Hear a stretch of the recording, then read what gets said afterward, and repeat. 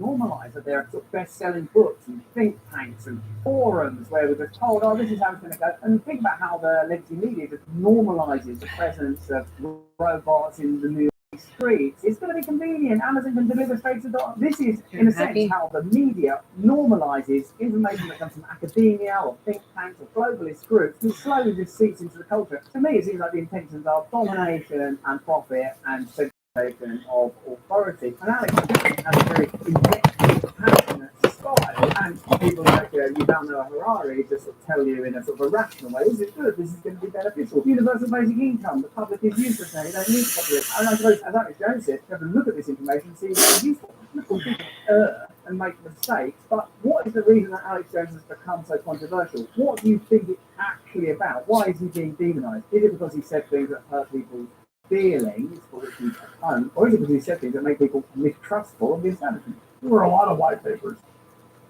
not just the PNAD document from 2000, a year before 9/11, where they described we really need big terror attacks, we really need Pearl Harbor events to get Americans to give up their rights. I mean, take what just happened in Israel, totally tragic. My heart goes out to all the lost loved ones have been injured. But there's no way that one of the best intelligence agencies in the world didn't know that was coming. The massive buildup, the 5,000 missiles, the paragliding attacks, all of that. It's too low FPS. Like, there. And now the please West will set take the more frame rate to 15 to 60. able to crack down and take their people's Where? rights, which is a big debate over there. Hamas is being funded by Hezbollah, which is Iran. We just had Biden a month ago give $6 billion to Iran. And now the Middle East are bragging that they were behind the attack Hezbollah funding Hamas. So really, those aren't even predictions. It's clear that Hezbollah and Hamas have tens of thousands of men and women asleep cells. In a sense, all Alex Jones is saying is that there are ulterior, submerged narratives that are not properly described and explained within legacy media because it's against their interest to give you that type of perspective. He's really putting together available information and asking you what you think, whether or not you think there was a stand down, because that's the most outrageous claim that's made there, but is there a precedent for things like that? Have there been false flag events? What Alex Jones invites you to do, I suppose, is to question the authority of legacy media. And I think because of that, it's no coincidence actually that Alex Jones and Trump shared a pivotal moment before the ascendancy of Trump. Because really what he represents, I think, is the rise of independent media. People say, oh, they're mad, they're hysterical, but that rise would have not been possible if legacy media had maintained its integrity. And if you want a sort of two-word example of the loss of the legacy media's integrity, Julian Assange. That's where they lost their integrity. And so you're going to have people like Alex Jones, who probably should be permitted in the public space to put together ideas that are valuable and important. And also, there's a degree of snobbery. Do you think there is as well? Like, listen to us, shut up. We experienced that, as a matter of fact. Be quiet. You didn't go to university. Shut your mouth. We'll tell you what to think. There's a variety of factors that certainly, in my opinion, go beyond. We're just trying to protect you from Alex Jones. That's all we care about. He might upset you. I always try to think that men are not going to do fucking... And it's just an easy way to predict that there's a wide probability that Hezbollah and Hamas at some point are going to attack sports stadiums, they're going to attack colleges, they're going to attack synagogues, they're going to shoot up mass gatherings. If they're given the order by Iran, if we go to war with Iran. And then when this happens, our government will get in trouble for dissolving the border and letting these people come in. Just like on 9/11, our government clearly had foreign knowledge. It was clearly a major thing that went on. And the government got more power, more control, and now they're not pointing the Homeland Security apparatus. Now we're beyond Alex Jones and we're into the threat of independent media. Why do you have figures like Tucker and Alex Jones and conversations like that that just can't be shut down? You need to get Barack Obama behind a podium and stand and say, this information is dangerous. We can't have people not trusting the mainstream media and trusting the state. We need to get rid of it. Because essentially, if that now, what he's able to do is say, this will happen. When that happens, there'll be millions of people like, hey, we were told this is going to happen. It's a tragic thing where, oh, it's unbelievable, these monsters, these animals, whatever version of reality they try to mobilize in order to generate regulation, legitimize war, facilitate profit. We all know how this works now. The independent media space offers not only an antidote to it, but potentially a can maybe think that is like maybe a bit hopeful, obviously delusional, but to bypass I take him at his word. He's never fucking proven me wrong. Parents are upset. You've got to shut down So all that those I've been people looking for who are playing against and the we do Federal keep secrets from Reserve. each other. Until then, we don't keep We're secrets told from each that other. Alex Jones is a pariah and a lunatic,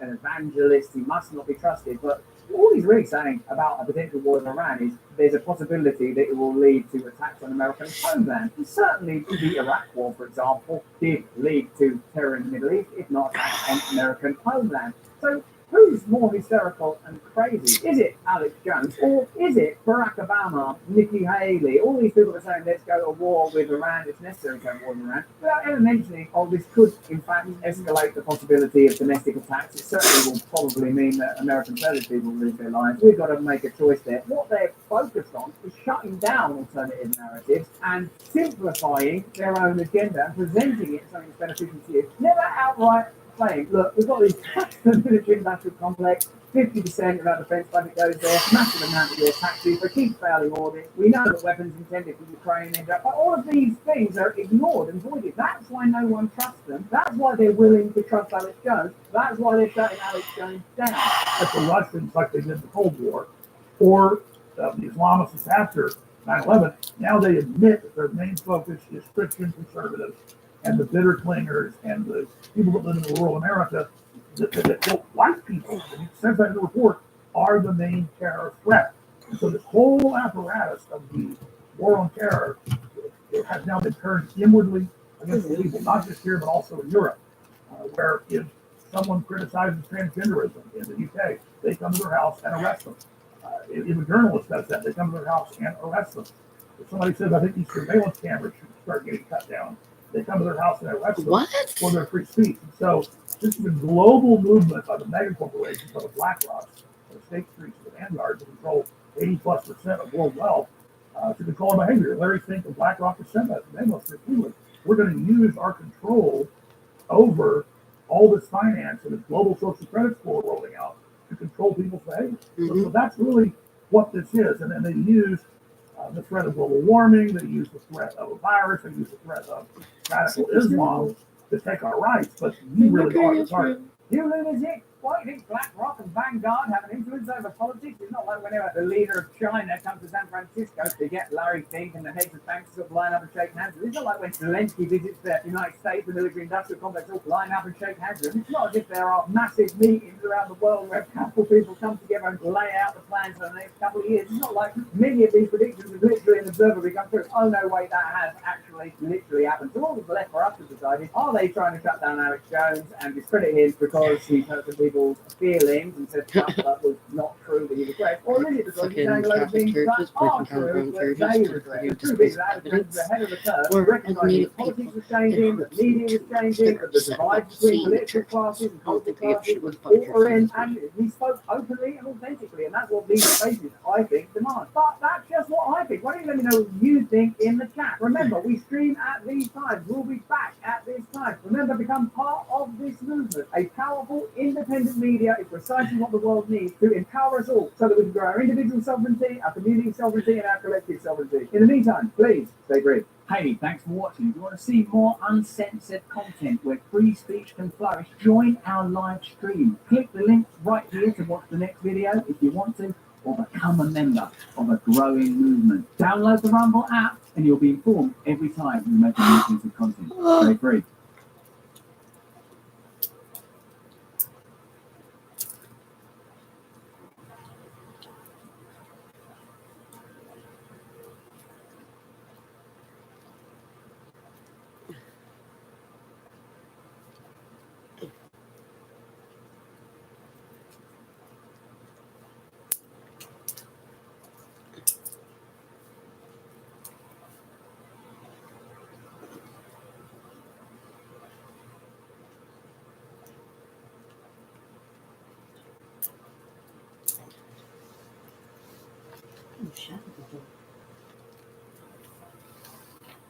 Let's see.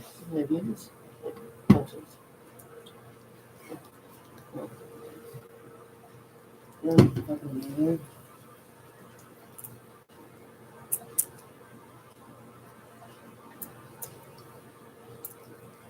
It's only like half of the yard, too. Not even half. Fucking corner.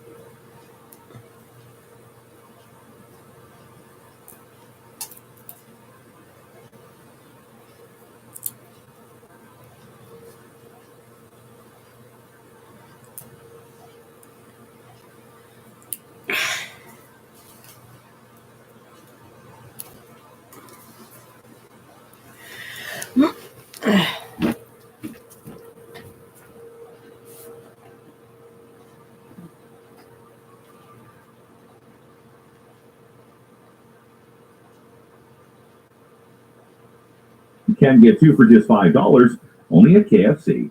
Let us know the road. Call in your tips for solid Congress. Your next report, Forrester.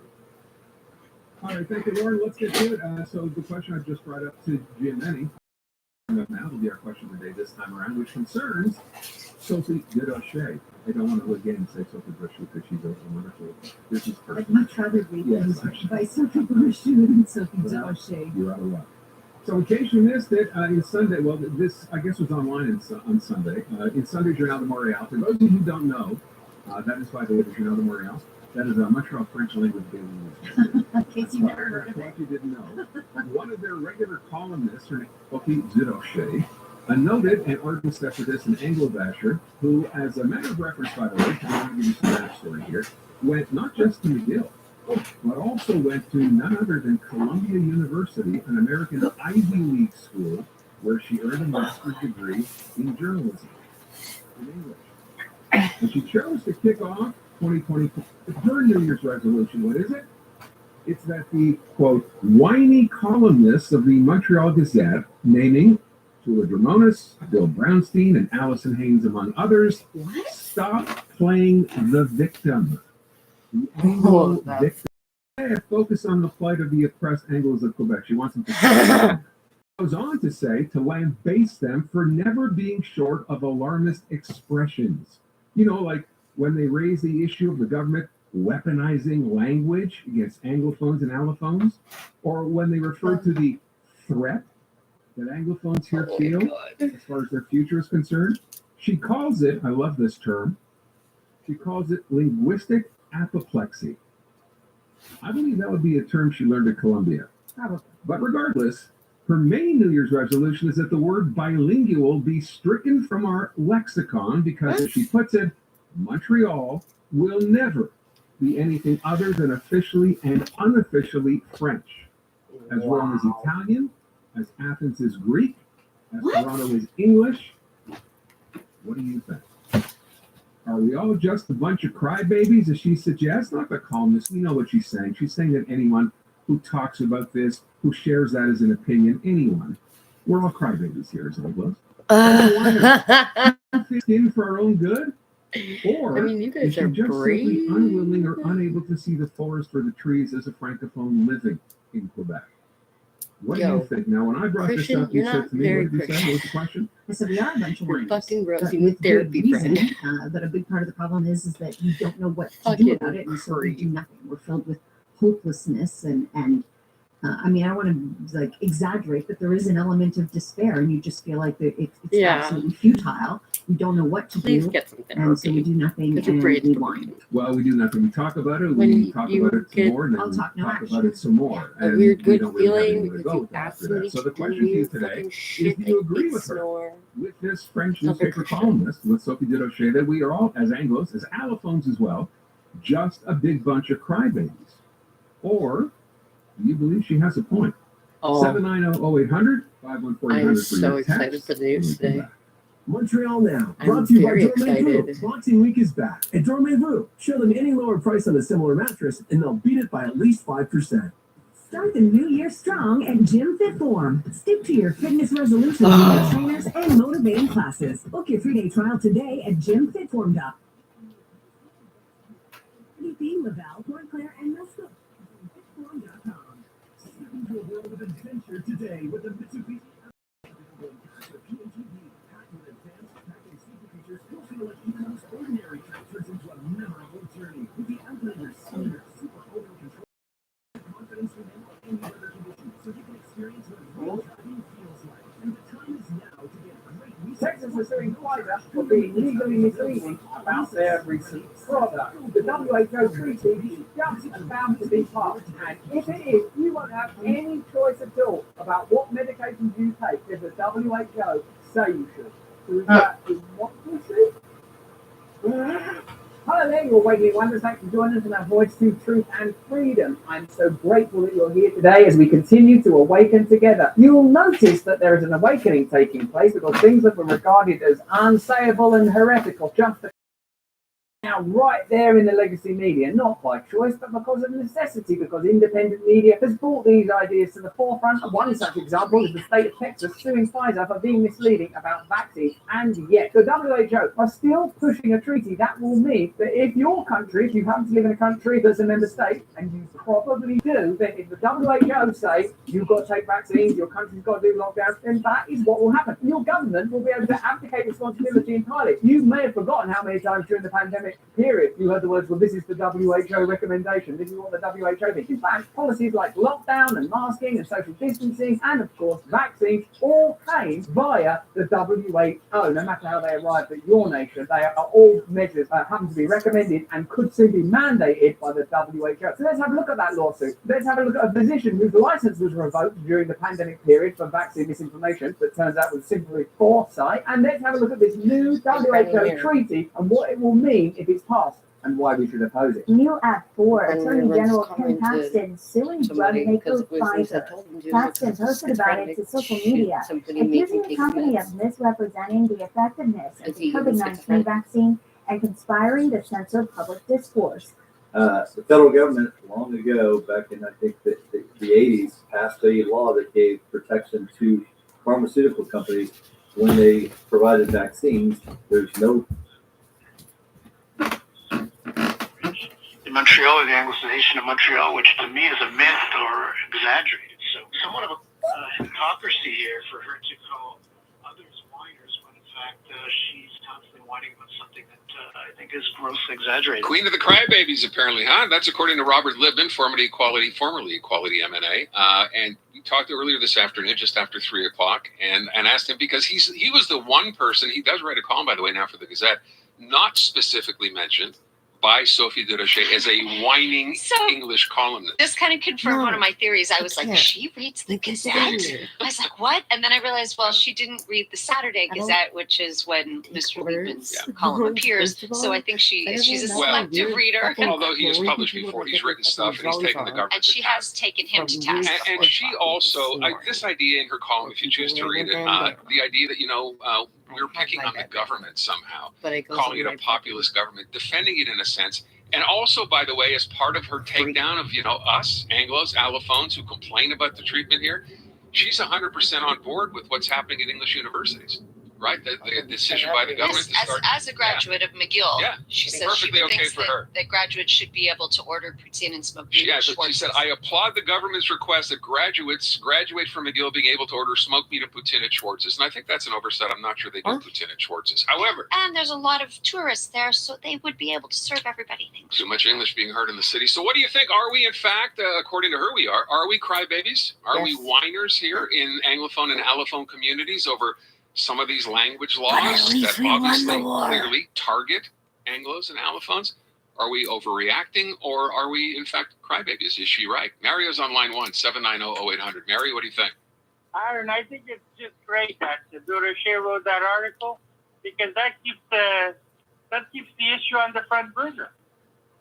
So now Allison Haynes read the article, Libman read it, Tulis Ramones read it, and we're going to watch this. I mean, this is, never mind what they say. They're separatists who work for the Journal de Montréal. They want to destroy English Montreal and all our institutions. Yes, they do. Bill 96, Bill Bill 40, 20 tuition hike. Bill no longer 101, Bill promoting fucking French. 23, They Bill want it out of 21, the Bill, province. fucking The island of Montreal, when they can same become shit, Goose different Village. number. Then you can have a Concordia professor writing a book on once upon a time there was 1.5 billion anglers in a year, and they're all gone. Remember those days? Mario, thank you for the call. Yep. Debbie, what about you? What do you think?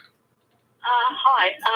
I think that she's definitely projecting her own ignorance and whatever onto the English people.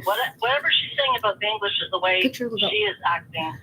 And also, I'm driving around here looking at all these license plates that say Je me souviens. Unfortunately, they don't remember their own history. They were a conquered people who were allowed to keep their language and their religion. And it's a shame that they are not giving the same consideration to the English people here now. Yeah, look at the little Irish kids that were adopted by French Canadians, the little orphans, and they were allowed to keep their names. And, you know, why can we not go back to that time when people were a little bit more considerate? They did try to look after each other, and I don't know, everybody just is out me, and they just want everything, and they don't want to give anything. And 30 years as far as the I know. whole world is exasperating me right now. I just want to pull my hair out, but Don't do it, Debbie. But thank you for calling. We very much appreciate that. Look, this still goes back. You hate to even think about the old woman at England, at Eagles, right? The English woman. It's not 1970 anymore. Thank you. No. But the fight for Some these people are people still seems to be stuck there. No, it is. 790-0800. That's what we're being accused of. Now, yes, I will point out Sophie Durocher, the Journal de Montréal columnist, is specifically mentioning names of columnists at the Gazette, who she's upset with, has had enough of, for fighting the fight for Anglos. But she's basically talking about all of us. Any of us who raise issues like this, like the tuition hikes for English universities, like, Bill 96, she's pointing a finger at all of us. She's just using those columnists as examples. So my question to you, Natasha, you asked it, and I thought it was great. Are we a bunch of whiners? Are we all crybabies? Is she right? Or do we have reason to bring these? Not only reason, do we have a responsibility to bring up these issues? Whine more loudly, perhaps. 790-0800, 514-800 for your text when we come back. Good afternoon. It's 4:30. I'm Jason Mayoff with a CTV News update. Here's what's making news right now. A Montreal man will remain behind bars after his deadly hit-and-run case was put off until the middle of next month. Antoine Dubuc, who's 23, is facing impaired driving and other charges in the deaths of two men in the early morning hours of January 1st. The Quebec government will present its back-to-school plan tomorrow, and with the Common Front's 8 strike days, some are wondering whether that'll mean an extended school year. The head of the CSQ union says he doesn't think that's necessary. And the Manitoba government is promising $12 million to improve a highway intersection where a crash between a minibus and a truck last year killed 17 people. An outside review of the intersection outlines 3 potential changes: widening the median, turning the intersection into a roundabout, or restricting some left turns. With the latest from the CJAD 800 Traffic Center, here's Lauren Glazer. We are seeing slowdowns on the westbound side of the 20 on Grignon to Norman, again after St. Charles all the way out to Doriel. Outbound side of the Mercier Bridge, it is back. I'm so stoked about the conversation the news is having. It's been a while since fucking English people actually were like, hey, I'm not allowed to be English in Quebec? No, you're not. Unless you're foreign. It's fucking ridiculous. It's fucking made up idea that English people have fucking rights in Quebec. So give me a fucking break, really. I literally had a boss that I was going for a job interview at a dollar store. It was my second interview, and he wanted me to go for a third, and he basically gave me shit for not speaking enough French. She was like, I've been here for 4 years.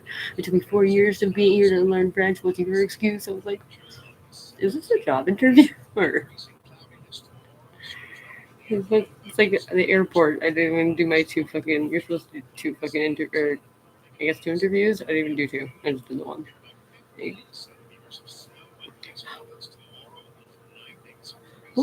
That's no good.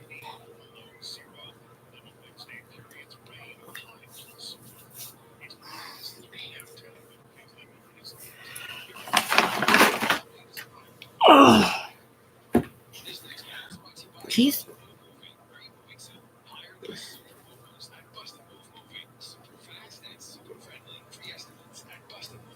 I fucking meat cheese. It's funny. It's funny watching meat spaghetti. Because I didn't need that noodle. Peanut butter. I started with the peanut butter. Probably one of the only reasons why. Not the only reason why I wanted a dog, but one of the first things I was going to do with my dog was to like, boop, peanut butter. To watch him like, forever.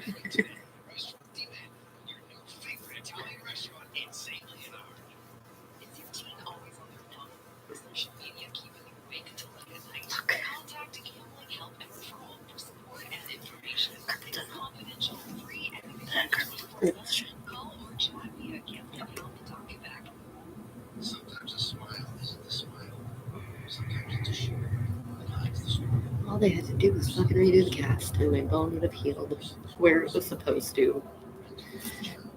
And like literally want to sort of break my arm, fucking back in place. Fucking idiots. Surgery. I'm not going for fucking surgery, you fucking idiot. Go for a fucking surgery, and then fucking 20 years from now, I'm gonna be fucking having like 3 fucking different diseases from that surgery. No, surgery would be easier. You know, it would be easier for you really put the pen down, actually fucking examine my arm. An entire fucking doctor's appointment at the hospital, 3 doctors, not one of them touched my arm.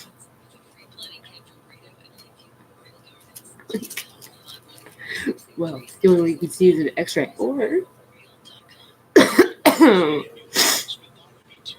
fuck your x-ray. Cut off the cast, put a new one on. That's straight.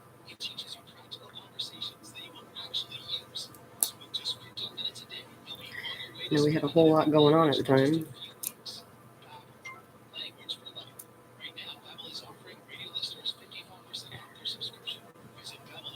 Okay, so obviously Jade and Christian, you guys are obviously together. And you seem to just get your jollies off of the... Seems to me you just like demanding people to do things, and it makes you feel good to watch them comply. So that's interesting. French in Quebec needs the diminishing or the weakening of English, or the killing off of the Anglophone community. That's where they should be focusing on in schools and education, as opposed to picking on a minority which has been under siege for the past couple of years with this government. Robert Libman earlier this afternoon, this is all in referencing Sophie Durocher. She is a columnist with the Journal de Montréal, her column that basically took every columnist at the Montreal Gazette to task, Tula Dramonis, Bill Brownstein. By the way, they'll be joining us at 5:30 to defend, if you will, their life and their columns, which point out the fact that there are things being done that clearly target the community, and to not realize that, which is why I asked the question, is she right, Sophie Durocher, in calling us out as crybabies and whiners over these things? Or are we too thin-skinned to see that? Or does she not have a clue? Because, you know, the old expression, you can't see the forest for the trees. Oh, she has. If you're a francophone living here, how can you appreciate the things that anglophones have to go through on a regular basis, like being slapped left and right, like losing, you know, our rights to this, like having tuition hikes being implemented for no real reason? That's not a thing? How is that just us complaining?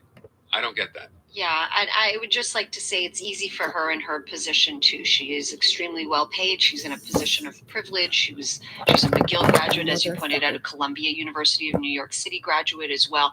I've seen her out and about at many events. She lives a very, very privileged life. She also attends Anglo theater and such. So she clearly enjoys living in a city that has these things. I think she's playing us. I think she's just decided this is how she's going to stir things up, try to remain popular, and we're taking the bait. But how do we not take it? It's like, you know, of course we're going to whine and complain about the situation, because how can we not? That's I mean, you're putting us in that position. We got to take the bait. We got to fight back. We got to whine and complain. really? Otherwise, I think you're right to a point. I think that's partly why you write a column like this. But maybe she's just obsessed with this. I don't know. But she says, by the way, No, it's these are just- her words. We need to stop referring to columnists here who point out these things, as you just have. We need to stop playing the victim.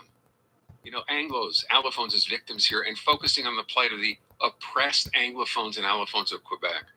No one is saying we point out facts. We're not making up like she's making out like we are, and we're crybabies and whiners. So I'm asking you, maybe she's right. Maybe you hear this even as an Anglophone and think to yourself, you know what? I hear people complaining for no reason. I haven't experienced that, so maybe we are. Fucking shit. Or maybe we're not. as our rights get eroded. Day by day, week by week, yeah. 790-0800, Eugene's on the line. Eugene, what do you think? I think this particular lady is suffering from Quebecois syndrome. Which is? Thank you, Jesus. All the stuff that, all the journalists at the Journal de Montréal are saying about the Anglos, I think they all are suffering from that syndrome. Okay. I thank you for the call. Phil, what about you? What do you think? Well, first of all, I want to wish you guys both Happy New Year. Same to you. And the question is, who's the crybaby? Is the crybaby the community that's being persecuted and being basically getting crimes of civil rights crimes by not being allowed to use their own language, or is it the people who, like, for example, Monsieur Legault, who was persecuted or bullied as a child in St. Anne de Bellevue by English people, and now he's persecuting us by preventing us from actually getting education? Yeah, of course, the difference there is, if maybe that happened to Francois Legault, that famous line about him saying, I hate the Anglos as much as you do, back in the day when he was first, involved in politics. But you know what? That was then. This is now. It's not 20 years or 30 or 40 years ago anymore. You'd like to think we have moved past that. And as to Robert Libben's credit, this whole idea that the government always brings up about anything they do, right, is to promote and protect the French language. Yet at the same time, when they talk about the fact, because you can see through this when you read stuff like, there's less French now being spoken at home. To Robert's credit, of course there's less French spoken at home. You have more immigrants coming in here before. Yeah. They're not going to give up their language in the house at home just because they come from someplace else. I mean, that's just a false equivalency. It makes no sense, but the government uses it, I'll use that word, to weaponize this debate and try to prove their point that French is in peril, when in fact it's not. Scott's on the line. Scott, what do you think? Has it covered? Listen, this is it. This is really how we speak right here, and I'm going to tell it like it is. Do it. Number one, first of all, the fault of all this crap that's going on is the fault of the federal government not sticking up for us. We're Canadians above all. Number one, we live in Canada. We're supposed to have equality. I'm fed up with this crap. Thank you. I'm paying a friggin' clown my money. Yeah. My own money. That's right here. We're supposed to be equal citizens in Quebec. We live in Canada. Yeah, but you guys can get away with it for like the past 30 years. They've been getting away with fucking treating us like this. Say that, but listen, I agree. That's been brought up before. The federal government has failed on a couple of different levels here. With respect, first, Bill C-18, the Languages Act, the Bill 96 issue. Yes, it's there. It's happened. And for a lot of people, you know what? A lot of the fault lies there. Call your MP. Call your MP. No. Scott, your passion is heard, but you know what? They're not listening to the radio right now and taking notes and going, oh, he's mad. We better do something. Call your MP or email your MP and demand action. John is on the line. John, what's your take on all this? First thing, I think we got to stop using the word it's whining. It's not whining. It's pointing out facts about how minority rights, whether they're visible, ethnic, religious, minority rights, allophone rights, Anglophone rights, Native Nations rights are being violated by these Quebec nationalists. And Robert was correct when he talked to you. Remember when he said about how they were worried about the languages people are spoken at home, and he pointed out that it's because they're not old stock Quebecois. Well, this goes back to the roots of Quebec nationalism, which came out of Lionel Groux, the father of Quebec nationalism. And Quebec nationalism, they use French as an excuse. Guys, you've been fooled for 60 years. It's not about the French language. It's about empowering, and this is not all francophones, it's the nationalists. It's empowering nationalist politicians, and it's for one group, white francophone nationalists. It's not for black Haitians who speak French here, or the people from the Maghreb who speak French, or the African people who come from francophone Africa. They're in the same position as all the allophones and anglophones and the native nations. These guys have one thing on their mind. They want to make a statement of supremacy of one group, white francophone nationalists, over every other group in Quebec. And if you don't like it, they're saying, shut up and do what you're told. And stop And whining. you guys have been doing it. You make a very, very interesting point, John. I thank you for the call. Sonia, tell us what you think. 60 years.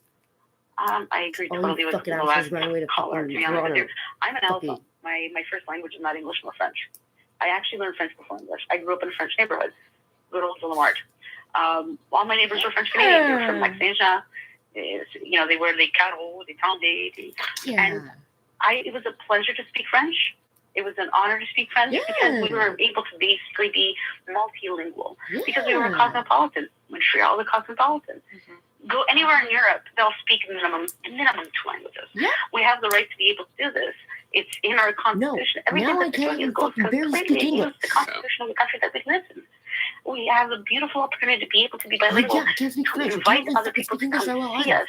But you're basically turning away money from other people with regards to visiting us. And yet, the beautiful thing about all this is that people that are in power that are speaking French are fighting for their political French rights. First of all, they'll say that the English are whining, but we're really fighting for our own rights as well. I mean, and on top of it, they all go to English schools. So if you basically, why don't you go to Université de Montréal? But you don't go to Université de Montréal, you go to McGill. But they want to stir it up so that other people, so they can remain in their position of privilege and have other people buy what they're selling. You know what I'm saying? That's what really irks me. Sure, it's that whole idea. How far back does that go, right? Jacques Parry's talking about self-serving. Go to school in London at the School of Economics, but tell everybody here in the province that you govern, no, everything is here. You don't need to go here. And that's still the case. You're right. I think that's a really good point. Donna, really quick, what do you think?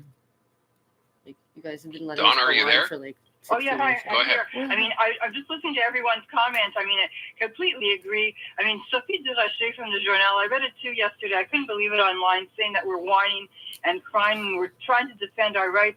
But you have to congratulate the journalists of the Gazette because their voice is being heard. Now we have proof that they're reading it, they're listening, they're seeing what we're saying. And you know what? She's from France, Sophie Delachaise. She's not even a Quebecer. She's not a Canadian. Maybe she has now been, but I know that she's from France, so that's ridiculous that she has the right to say that we're whining. Donna, I thank you for the call. She makes a good point too, right? The fact that this is being noticed by someone in the French press, the columnists writing about this, maybe that is a step in the right direction. Nick, tell me what you think.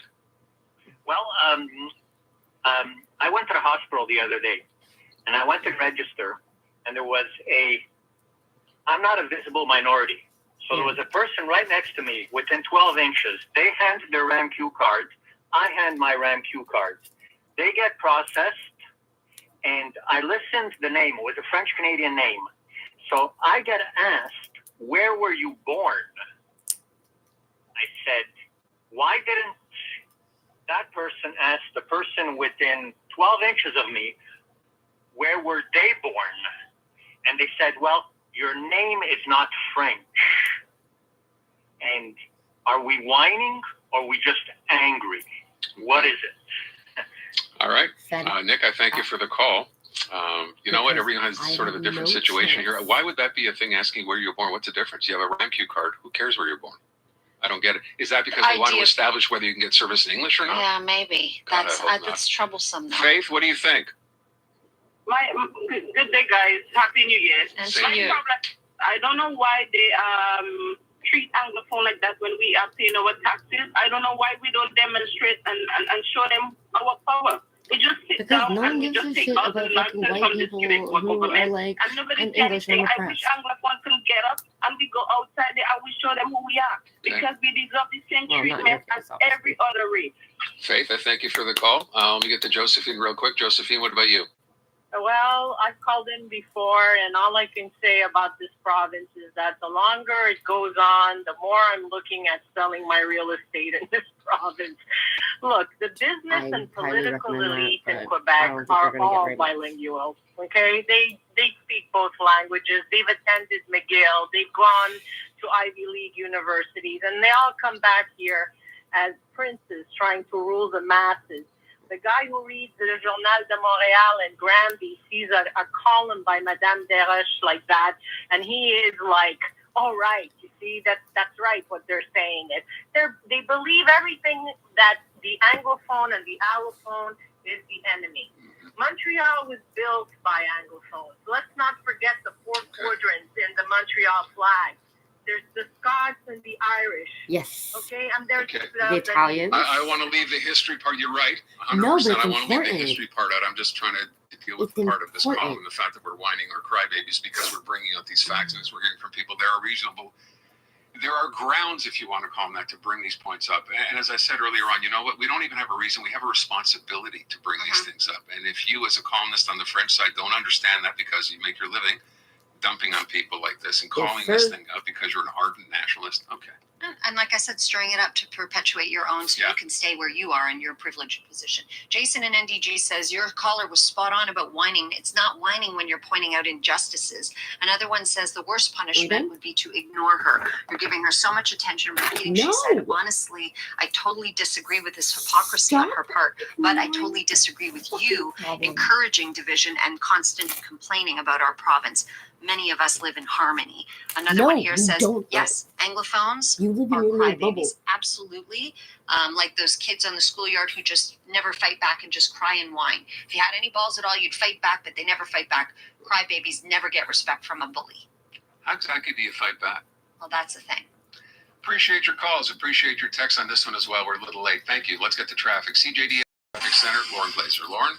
Aaron, Natasha, looking northbound the Cary. It is a slow drive from Queen Mary up to the top. Delays southbound the Cary starting to top. Want it down? 1, 2. Oh, look who decided to eat their cheese.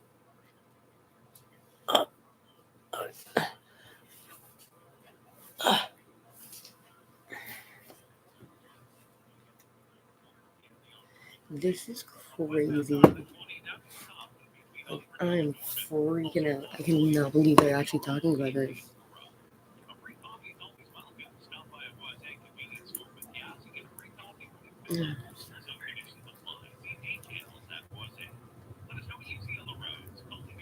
Oh, my finger hurt.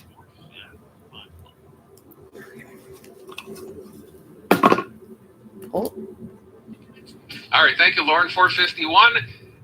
By the way, we do have a giveaway all this week. Want to let you know that's coming up in about 20, 25 minutes. Totally tubular.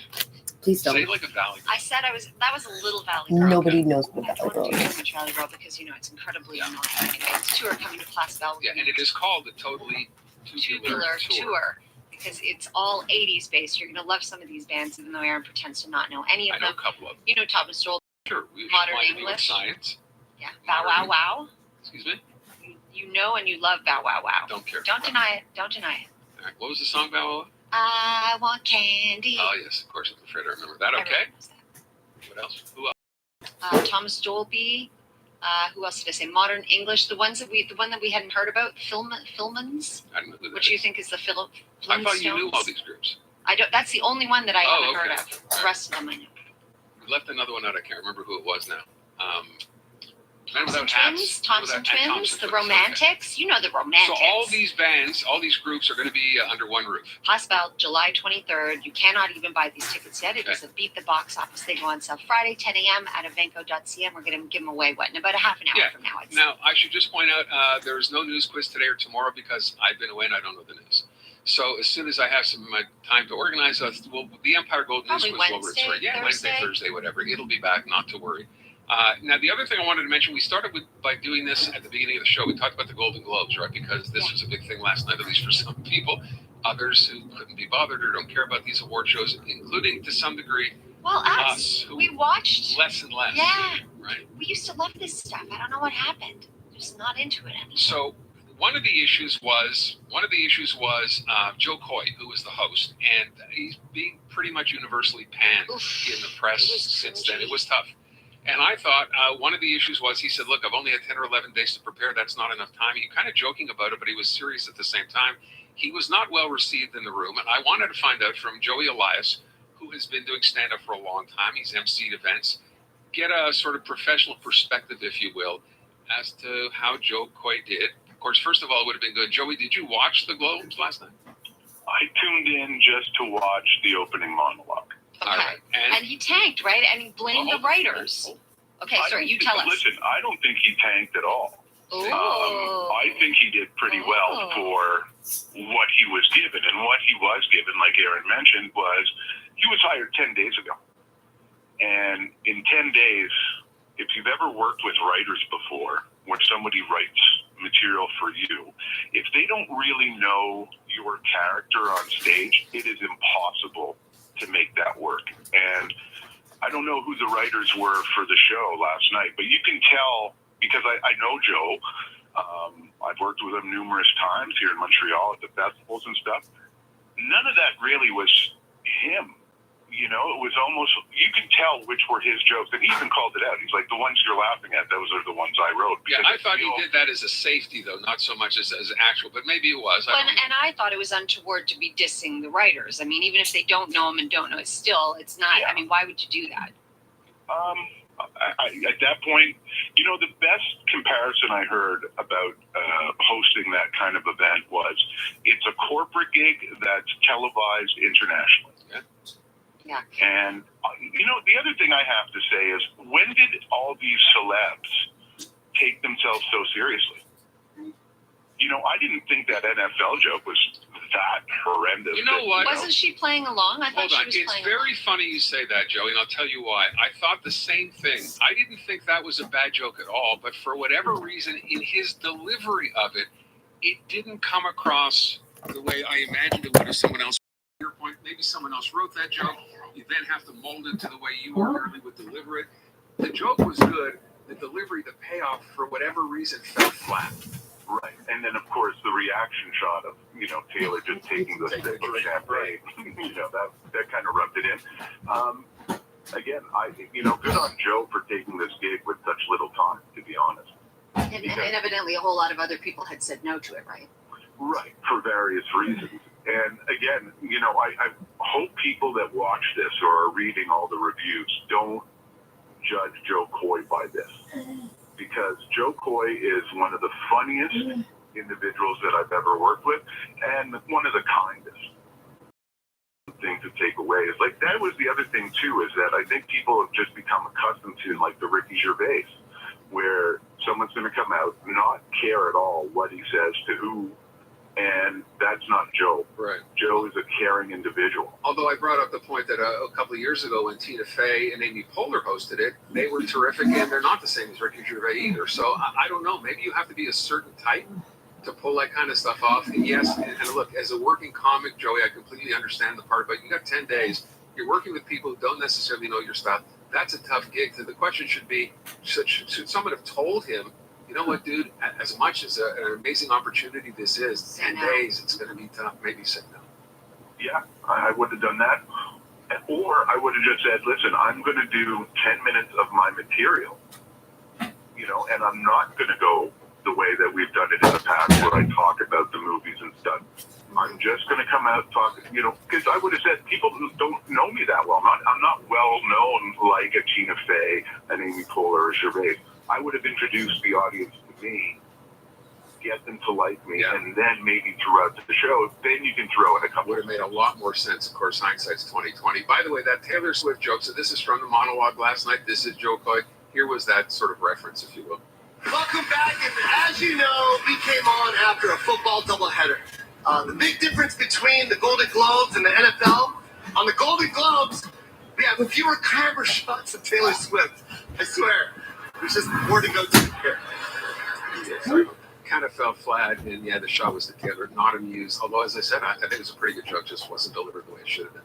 Hey, Joey, so remember, if they call you next year to do it, ask for more than 10 days. Absolutely. And I'll get you as one of my writers because I think you know. Perfect.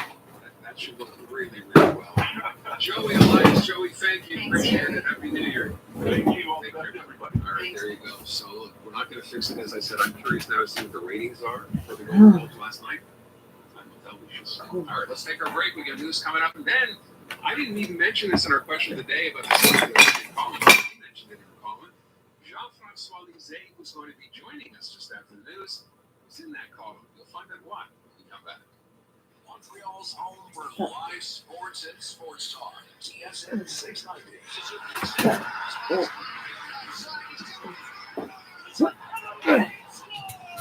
You need to know where you need to get it on your chest. Maybe if you give me 3 or 4 top 5 picks, they require multiple outs and multiple chances to get it out of the basement. And that's what I'm looking at. Montreal's Major League Sports Talk lives on TSN 690.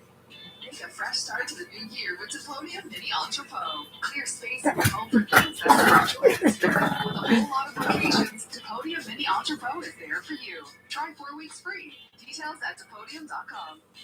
We tend to minimize things. We say we're having a little cup of coffee, making a little change from the food program to plan on. See, however, Champagne Larry Beer is going big with its big winter sale. Get in on the biggest sale of the year on the biggest brands. Bosch dishwasher at $799. Leather Love Seat at $999. We buy back and old appliances and comfort. What's that? A little cup of coffee. Live your dreams. Champagne Larry Beer. Details. Who is that?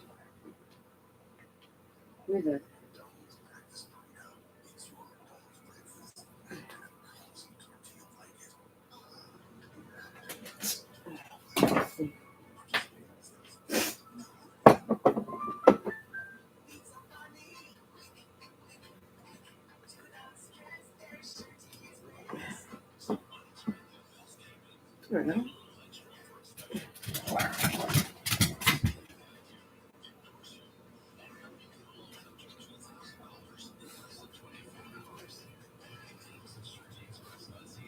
Loan sharks. I think loan sharks are illegal.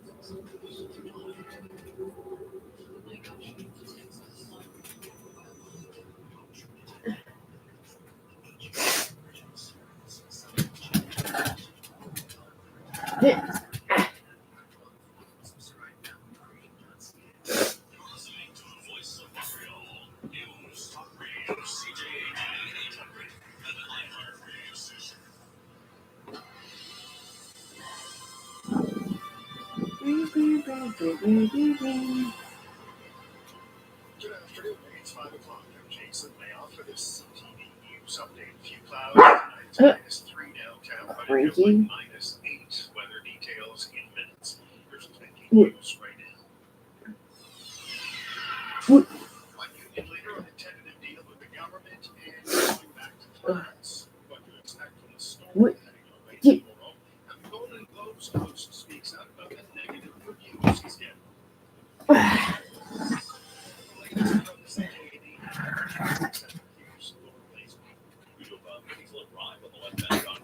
Okay, whoa. Hey. Hey. Relax. Jack.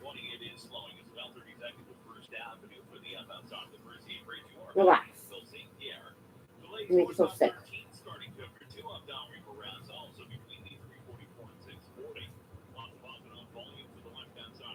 You make me so sick.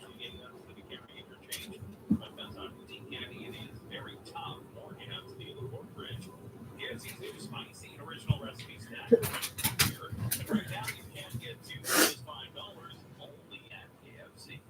Traffic and transit every 15 minutes on CJ 800. Your next report at 5:15.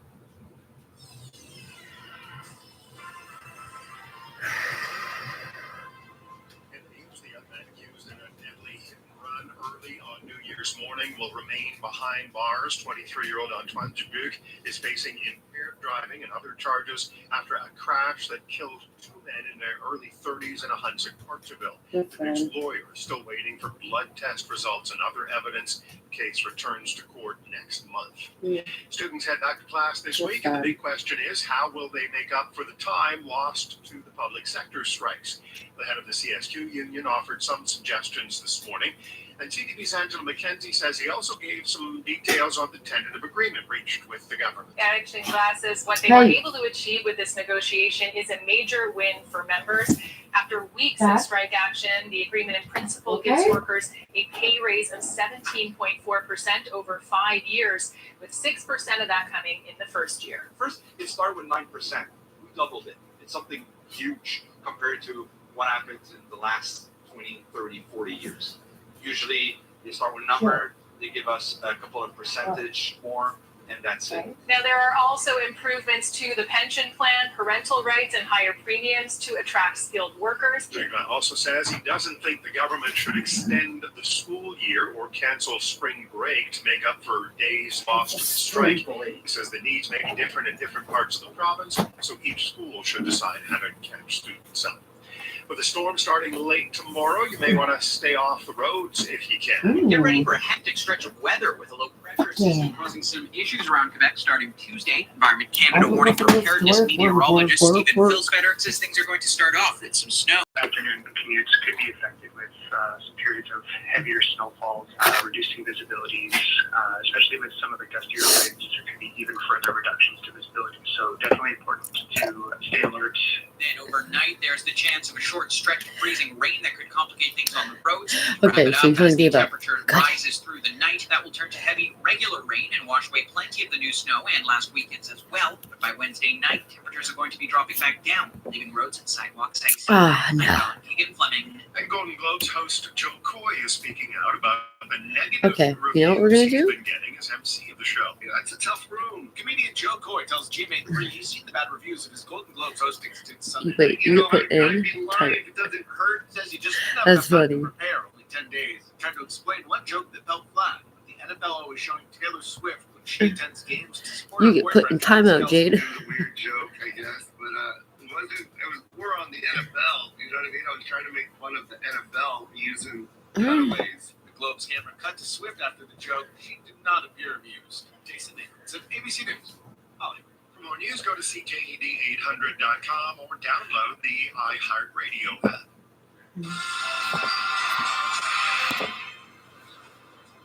What's this?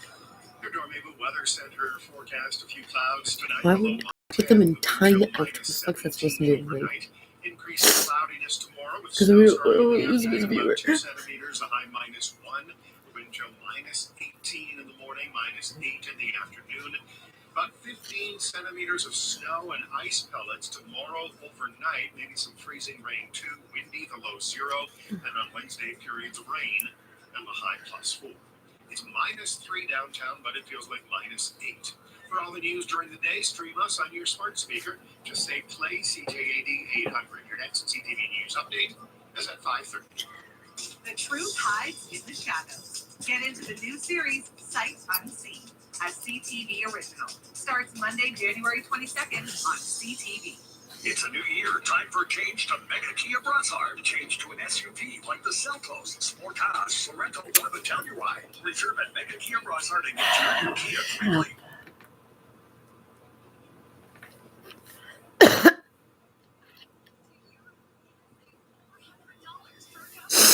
okay. Okay, so YouTube says I have an excellent connection, and it's Facebook's retarded.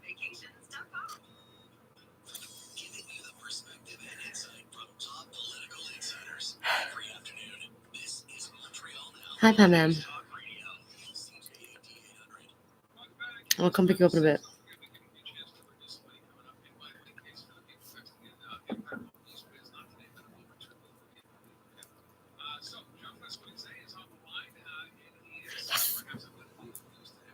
About this for a while, so we will bring it up.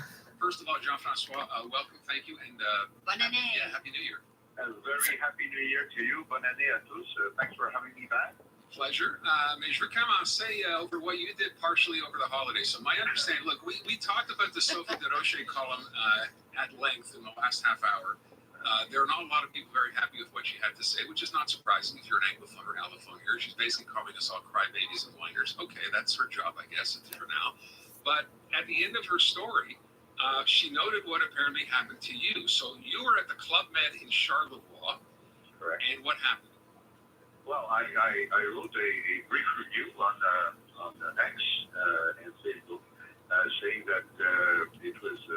I've been a member of Club Med for years. I've been in a number of Club Med. Actually, I did a series for Radio Canada Radio of 6 hours on the story of Club Med when I was a reporter in Quebec. So I was eager to see what they would have done in Charleroi, and it's very Okay over there, Jack? well done. Decoration is great. I thought the food was great, except for wine and not enough cheese.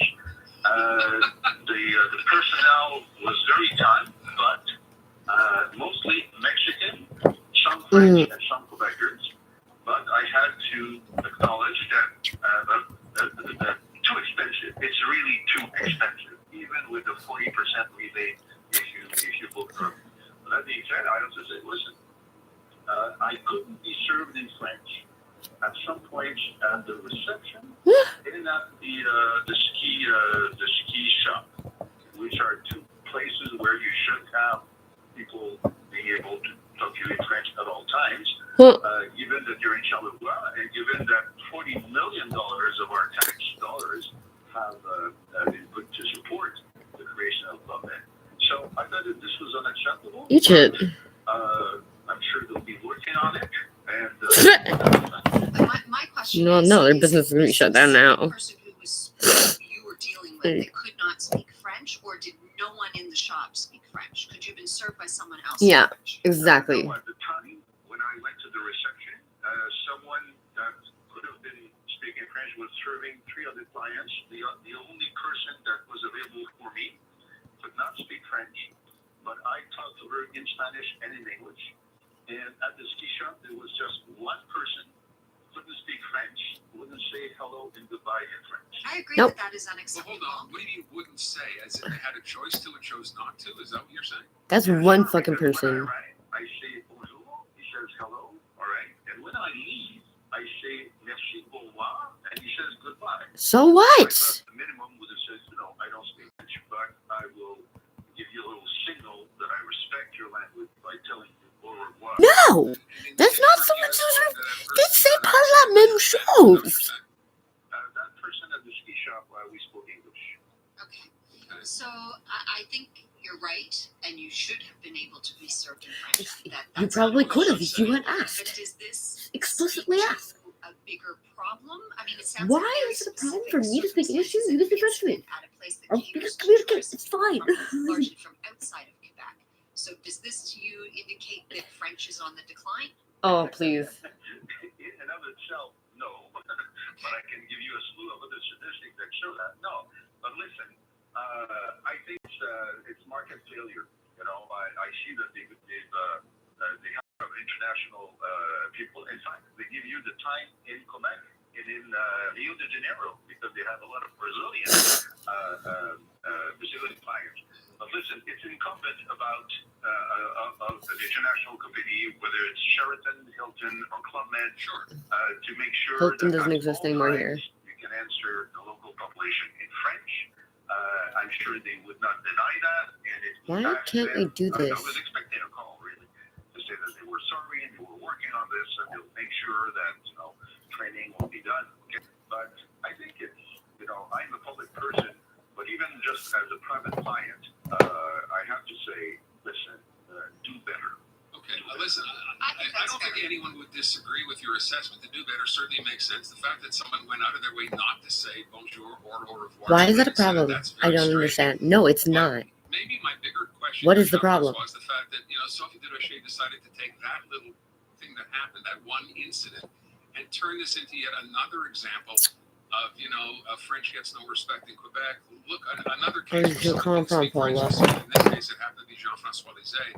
And I'm wondering whether you think that's fair. Yes, this is a Club Med. It seems to be a Club Med problem. It wasn't the entire resort where you couldn't speak to anyone in French. Correct. Someone just had, whatever. They made a mistake. This person not realized it here. You are fucking Wasn't bilingual, grinding wasn't my prepared fucking to speak gears. French. Couldn't it just have been let go at that? Well, Sophie Durocher's piece today is simply quoting the situation of Anglos and French in Quebec. And if you read only these clips, you would believe that we're in the kind of totalitarian francophone state. We are. Trying to deliberately. I cannot get employment. They look at my name, they see it's an English name, because my name is Alison Swan, and they throw it in the trash. The overreaction in the Anglo community to a thing, and there's room for criticism, of course, of language policies and the cat language policies. I'm one of those critics on both sides. But listen, there's in Montreal, it is not uncommon that I cannot be served in French. It is not uncommon. It's not uncommon that you can't be served in French in Montreal. Eat shit. Eat shit. Yeah, where? Parking lots. Parking lots. Very frequently. First of all, parking lots don't even have attendants anymore. From Domino's Pizza or Skip the Dishes. Sure. Don't speak French. Right. at Because all. they're relative newcomers, perhaps. I'm going to use myself as an example here as someone who moved to Quebec and had to integrate myself into the culture here to perfect the language. They're at the beginning of the learning curve. Can we not be understanding and accommodating of that? Because that was me. And as you know, I'm now completely bilingual. Well, that's why I think it's important to have people to start learning French before they arrive. I'm not blaming these people at all. Immigrants coming to Quebec have to follow the rules. They're not to blame. What is to blame is immigration policies that did not foresee these situations. But if the question is it common for a francophone living in Montreal not to be served in French in their daily lives? The answer is yes. I'm sitting here shaking my head. I don't believe that that's the case. I would think there may You're be an fucking isolated case delusional. here or there. You're but actually for you to fucking simply like, say as a blanket your brain doesn't statement work that if that's what this you happens think. on a Like, regular basis. I mean, I don't want to say I don't believe it. I just no, think I don't. it I don't believe it. I don't believe it. I think you're lying. else that this happens on a regular basis. But to your point, I want to make sure I understand this. You seem to be suggesting that immigrants coming here should have a knowledge of French before they arrive here. Is that right? Well, that's right, because I'm a great admirer of Great Britain. And if you want to move to Great Britain for any reason, you have to show that you learn English before moving to Great Britain. And they do that not because English is on the decline. no, English is the universal language, you idiot. When you know at least parts of the language before you come. I can't imagine you'd be a fan of the Great British Royal Empire that fucking literally almost completely abolished your fucking people. They would never been able to come here at that point. I realize that's not perhaps a necessarily fair example. It's after a war. But do you understand what I'm asking? Oh my god. The Syrians or Ukrainians, when you talk about refugees, Oh. of course you don't ask them as they're leaving the battlefield to stop by village. You just take them. And my policy for years has been, well, we'll take them and we say, don't go find a job at McDonald's. We will pay you to learn French before we send you into the labor market. That's the way to do it. But as for immigrants that ask to come, it's going to take a year before you have the permit or whatever. Take this year. Or whatever. Classes of French, we will This is reimburse crazy. them. It is already policy of Quebec to reimburse these courses if you achieve them, if you're successful. And when you get out of the plane in Dorval, you already have a basic knowledge, and then you get growing knowledge of French. You mean at the Trudeau airport? You work at delivering food. Where the weather is apparently. I listen, I think that's pretty reasonable. I think it'd be really hard to actually put it into effect, but I like the concept of it. I want to circle back to Sophie Durocher's, the point of her whole column ultimately, though, is to say that Anglophones are a bunch of whiners. Do you agree with that? Are we a bunch of whiners? I think that she's saying that, I'll put her column up. I would not advise that we would discuss this, but I'm glad to do Hello. it. I think she's saying that the people who sign these texts are over columns and texts are overreacting, and I would agree with her, but I would agree and defend the right of everyone to overreact to whatever they wish to overreact to. Well, I will point out, you're right, she names names. I'm just going to have a couple of them on, but I will tell you, as I said when we asked this question today, she's basically saying anyone who reacts this way, whether you're a columnist of the Montreal Gazette or not, is basically a whining crybaby. and I think that's unfair. And I understand she has a job, which is to, stir it up and maintain. And it's working, but I guess that was the title is Stir The it up. Whiners of English. Yeah. The Whiners. Go ahead, stir it up. And then along the last day, the Gazette has published not one, not two, not three, but four columns whining about the poor Anglos. So she's pretty specific that she's talking about these people because we all know Sophie. I know Sophie. We all know English Montrealers who are not whiners. We know that. But don't we have cause to whine to some degree? I don't even like using the word whine. There's nothing wrong with saying that you're against a policy that clearly targets Anglophones and Allophones. How is that whining? Well, there's one, Bill Brownstein writes, cities have evoked the possibility of banning tourists who would not have an intermediate French knowledge. How would you characterize this Bill Brownstein? That's not a comment. It's a look ahead to 2024, saying based on policies that have already happened. And he's mentioning something that Jean-François Robert actually said out loud. About tourists. No. Jean-François Robert said that he hears too much English in the downtown Montreal area. This reminds me of Richard's joke about the OQLF ticketing a parrot who spoke only English.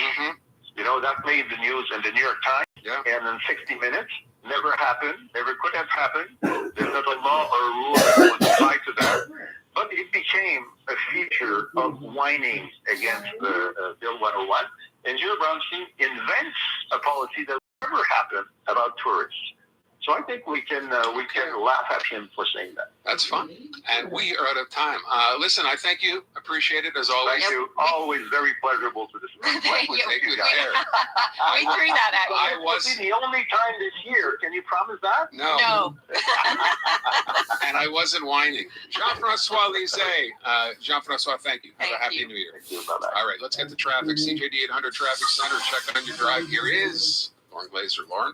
Aaron, Natasha, on the westbound side of the Meta, it is pretty slow between Longueuil and the DeCarry interchange. Pretty tough on the westbound side of the TCAN. The volume there from before Morgan to the Latour Bridge. Northbound 13 has delays as well before the TCAN up to Henri Bourassa, again between the 344 and 640. Southbound 13, you're losing time. Cuddly S to the 20, also delays for northbound DeCarry. Cutting Lake Road up to the top. Southbound DeCarry, a busy drive now from the top. For the westbound side of the 20, it's slowing between Angrignon and Ville St. Pierre. Difficult after St. Charles all the way at Dale Barreau. Eastbound side of the 20, it is slowing down for 32nd after First Avenue. Southbound side of the Mercier Bridge, you are losing time from Ville St. Pierre. Put money back in your pocket with Scotiabank. Earn up to $550 with a banking package and TFSA or RRSP. Conditions apply. Let us know what you see on the roads. Call in your tips to star 800. Your next report at 5:30. All right, thank you, Lauren. It is 5:21. By the way, to Jean-François Lisée's first example of someone not speaking French, not being able to be served in French. He talked about someone at Charlevoix. No, like DoorDash delivering a pizza, right? Yeah, sure. And that person couldn't speak French, and he was concerned about that. And fair enough. To which someone wrote, many of these immigrants are working 80 hours a week doing those jobs because no one else wants those jobs, like delivering food. Tell this guy, meaning Jean-François, if he's not happy, he can go pick up his own pizza. Just saying. 5:21. Let's give you a chance to do some winning here. Listen, I'm not going to be popular for saying this, but I think he did make a valid point, and the government has a role to play in this. And if they better equipped the immigrants coming here to take those jobs, A, they would be able to get better jobs because their language skills would be better. B, they would be better at the jobs that they do get because of that. So I think the government has failed a lot of those immigrants. Well, he'd have them here knowing French. You heard what he said, knowing French by the time they got here. My second point was to what he said about they will pay for you or you take French If you courses. have a year, if you have a year before you actually are able to come here, you've applied to be an immigrant. You want Why to come. can't you just come here and automatically have the government offer those courses for you for free? Why do you have to spend out of pocket to learn French in a French province? If you get it reimbursed, if they send Why it do you have out. to reimburse it? I took all my Just stuff. make it available for free. Why does an immigrant No, have to you're pay missing for it? what he's saying is if you're waiting for a year to be admitted to the country, in that year, take advantage of the time. Oh, I see. Take a French course, brush up your skills or learn a little bit so that you can function once you're here. And then the government should reimburse you for that. And he's comparing it to England. And I think there's something to be said in that. I think there is a governmental failure here in terms of, bringing people in and expecting them to suddenly function. I think theoretically that might make sense to say, here's your year. You have a year before you get into the country, into the province, learn enough French that you can work here once you get here. I think that's asking an awful lot. And I think at the end of that, what if your year you've learned X amount of French, but your French is still not good enough for someone like that to say, well, yes, now you can come here. Yeah, you have to take it. You have to pass the test to see how good your French has become in the course of that year. I mean, I think that's what this government would like. 523. How do we get into this? 523. By the way, Bill Brownstein and Tula Dramonis, two of the columnists who were mentioned by Sophie Durocher, called out, and you heard Jean-Francois just call out Bill Brownstein for suggesting that based on that statement, as I said, that Jean-Francois Roberge made, that he's hearing too much English on the streets of downtown Montreal. Why is it so hard to understand that if that bothers the Minister of French Language so much, that tourists might be a target as well? Why is that inconceivable? That's all Bill was asking, right? You look into my crystal ball, who knows? He wasn't saying it's going to happen. He's just saying, hey, how far-fetched would something like this be, right? I mean, the same way that Sophie Durocher is stirring it up. To some degree, that's the same role. I don't think it is. Well, it is. It's also to make us feel heard and like that our points of view are to validate our perspective, for sure. I don't look at the same, but we'll see what Bill says. We have him on the air. He's coming up just after 5:30. Okay, let's get to our giveaway for all this week, starting today. And this is, by the way, good news. You know I saw yesterday? Clearly white, though. I saw yesterday? I can't do it. Justin. Wait, what? It's called but I didn't have the time to do your girl accent. I don't do that. The Totally Tubular Tour. No shit. That wasn't fun at all. Coming to Place Belle, it's on July 23rd, but features No, because all of you the didn't see him. But I thought he was not wearing a shirt. He's just wearing his when I was a teenager. Thomas Dolby, Thompson Twins, Modern English I looked at him like this. I'm like, two Aaron's and he looked at you and and I looked at me like, Wow, wow, wow. And He did to you. I think it just and the Plimsolls, which neither of us has ever heard of before. The bottom line is this is going to be a whole lot of fun. It's the Totally Tubular Tour coming to Place Belle on July 23rd. These tickets are on sale Friday at 10 a.m. at Evenco.ca. It's a beat the box office meeting, so you can win them right here. Okay, so what we're going to do, one of the groups, by the way, Tommy Two Tones is 867-5309? I think so. 867-5309. So here's the deal. I'm going to take the beginning of a song by one of the groups that is in the Totally Tubular Tour. The Totally play Tubular the beginning Tour? of it for you, and then have you fill in the next line of the song. First person who can do that wins tickets to the show, okay? Testing your knowledge of 80s lyrics. Yes. So and this is fairly easy, I think, if you're into that kind of music. So here you go. Here's the beginning. There you go. You know the song already? I do. Okay. One more time. 80s music. Horrible, horrible 80s music. hey, there you're at. Oh, no, that's not it. No. I have no idea where it is. I don't know where you put it. What? Downstairs. Downstairs? No. Well, I gave you the charger once. There's nothing downstairs. I gave you the charger once. The white one. The two? Yeah, once. Yeah. Then you lost it? I got myself another cube and another wire for upstairs. You even asked for me yesterday. You need it? What? Do you need a charger? No. No. This is my computer charger. Works a lot faster.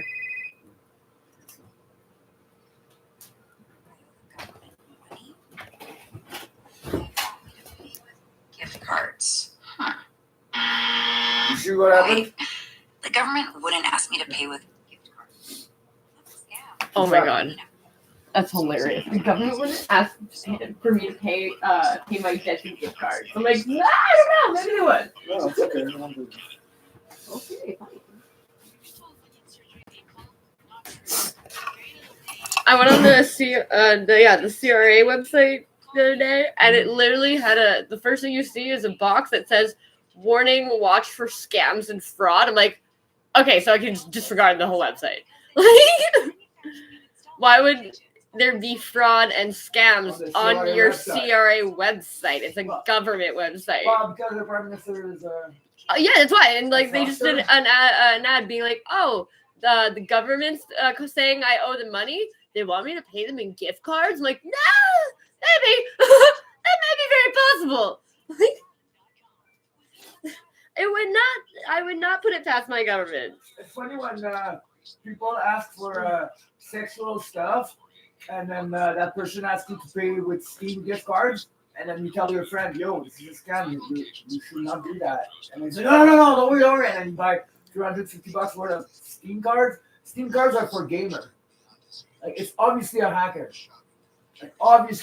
Steam cards for Steam. But I'm really surprised at the amount of people that are like of high social standing and they actually like play video games like on their egg.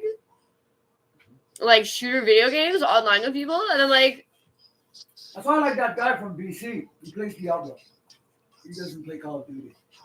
He plays to help other people, and he builds his own stuff, and then he go help other people. And yeah, but like, what's the point of playing the same fucking? It's the same game. Fucking all of them are the same game. Slash, that's it. Diablo, it's made for doing it over and over again. No, but you can choose to do other things in the game. Call every shooter game, every FPS is the same game.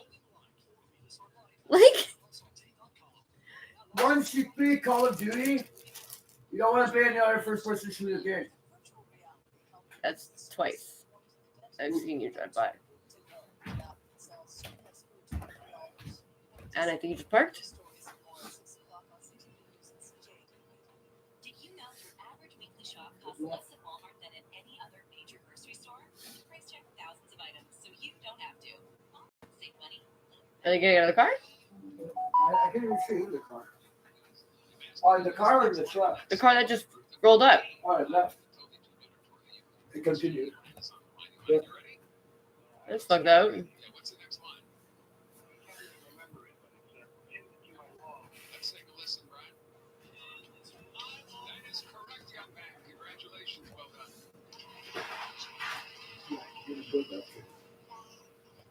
What?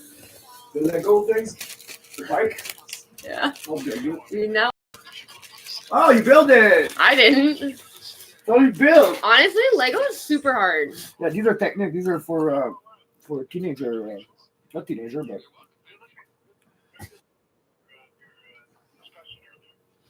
There you go. Fucking cool though. Yeah, that's why it stayed there, because it's gonna go on the with all our bikes. Cool. Haha, I'm in your space. What? Well, because there's a barrier there. I tried to pass him. Listen. And by the way, let me just say, when I say Anglos, she specifically points out Gazette columnists by name, Tula Dramonis and Bill Brownstein, among others. They are both going to join us when we come back. Good afternoon. It's 5:30. I'm Jason Mayoff for the CTV News Update. Here's what's making news right now. A man charged with killing two men with his car early Business on New Year's report morning, connecting flights in jeopardy due to Boeing grounding. Next month, 23-year-old Boeing? briefly today at the Montreal courthouse and had his case postponed for 5 weeks. Dubuque faces 6 charges, including because I noticed like there's a bunch of like little jet type planes that are flying one after the other. Like I was like, what is with all these little mini jets? Is there like a G7 kind of meeting or what? Like apparently it's because the Boeing is grounded and they keep like, no, Boeing's not grounded. So people are still fucking booking flights. But it is grounded, and they're lying. Because they're like, oh, but it's not the Boeing 737-9, it's the 8. And it's just like, there's so many things. The door flew off. The emergency door. The guy's shirt was ripped off, and his phone went flying. Because you have to stay in your seats. Like, so they're strapped in their seats, and the fucking thing is open. Queen Mary up to the top. Also some slowdowns for southbound the Cary now from the top of Coast St. Luke Road. Pretty slow southbound 15 Atwater to the bridge. And I like how they super like really made it like nonchalant that they brought up. They're like, well, if you recall, a few years back there was a problem with Boeing airplanes. I'm like, oh, you mean the problem where they nosedive? And the 300 basically Canadians like that it killed. Like not once but twice. Like both shots of 150 people. So, like, when your fucking airplane nosedives once, that's a problem. Twice. It's not a bombing, you know? Well, you know what's funny? They said they were like, it's ISIS. It's the Iraq Iran government. Dead already anyway. Well, no, but they took responsibility. They were like, yeah, it was us. And they were like, actually, no, it was a malfunction in our system. And then it's like, it still could have been us. Like,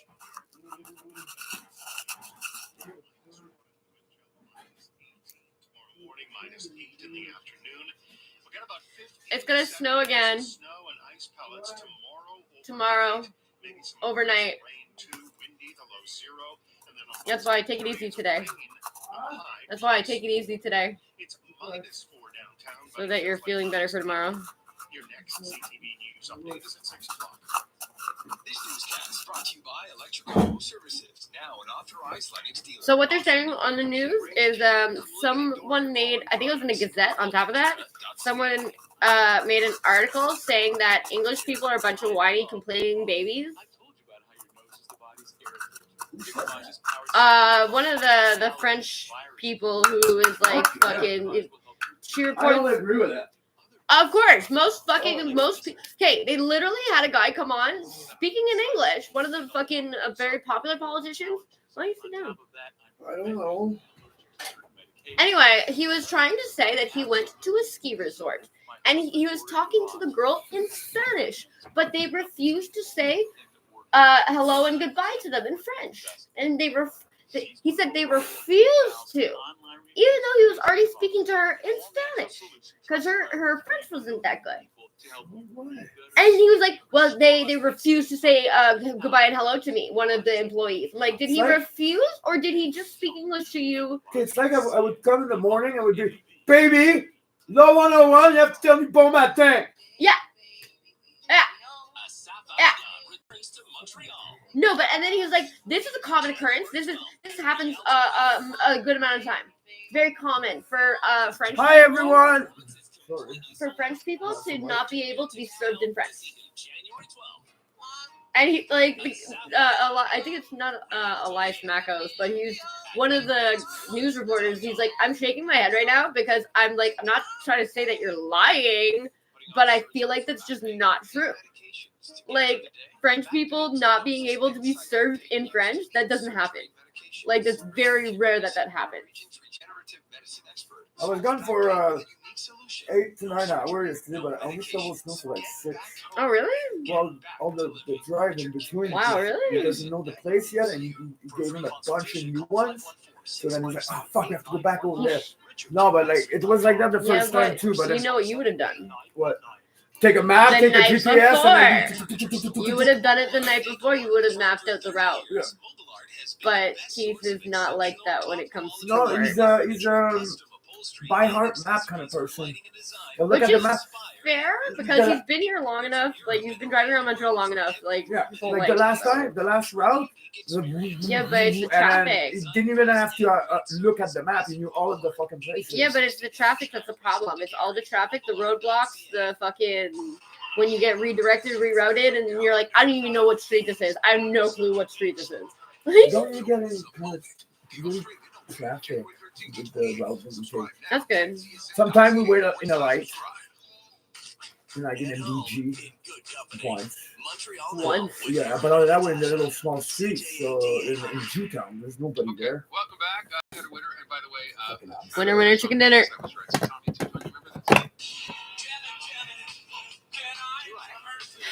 Okay. Who's that? What? Pam. Hi, Pam. Pam. And I said to Flav that he's got to speak to you before I can talk to him again. Okay. Cool. So. Cool. Because if he doesn't speak to me, I'm just going to tell you. Like, I know we're not in a good term right now, but deal with your shit. I don't want to have your problem in my life.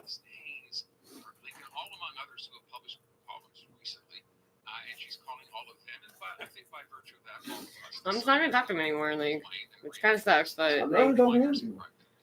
Because I always try to have faith that the guys are not gonna do that shitty guy thing, and if they do, I can usually be like, listen, like I super don't appreciate it. It's Could too we bad not? that the only Like, guy that never did the shitty guy thing does it at the I love you. You're such a good boyfriend. I know, it's okay. You're not feeling good. You worked really hard yesterday. Is there something I can do? Around the joint, yeah. You know what you're doing here. Miss call, 36 minutes. What? Your phone didn't ring. Because it's on silence? Because the alarm went off. Yes. No, In fact, a policy that will never happen about tourists. So I think we can laugh at him for saying that. Okay, Bill Brownstein, you wino you. What he missed is this is what people had been joking about in the city, and I'm not the first one who brought this up. He misses the point entirely. We know that it is not the policy. It is a question of where do we go from here? Is this what we're going to do? You know, they missed the whole point. Well, they certainly missed the humor part of this whole thing. Yes, we know that there's not going to be a language test for tourists who come here. But on the other hand, they failed to realize, many of these people, that we're not the enemy. I know Tula, I know Allison, we embrace French culture. No, you guys shut up for the past 60 years that English people do not have a chance here. And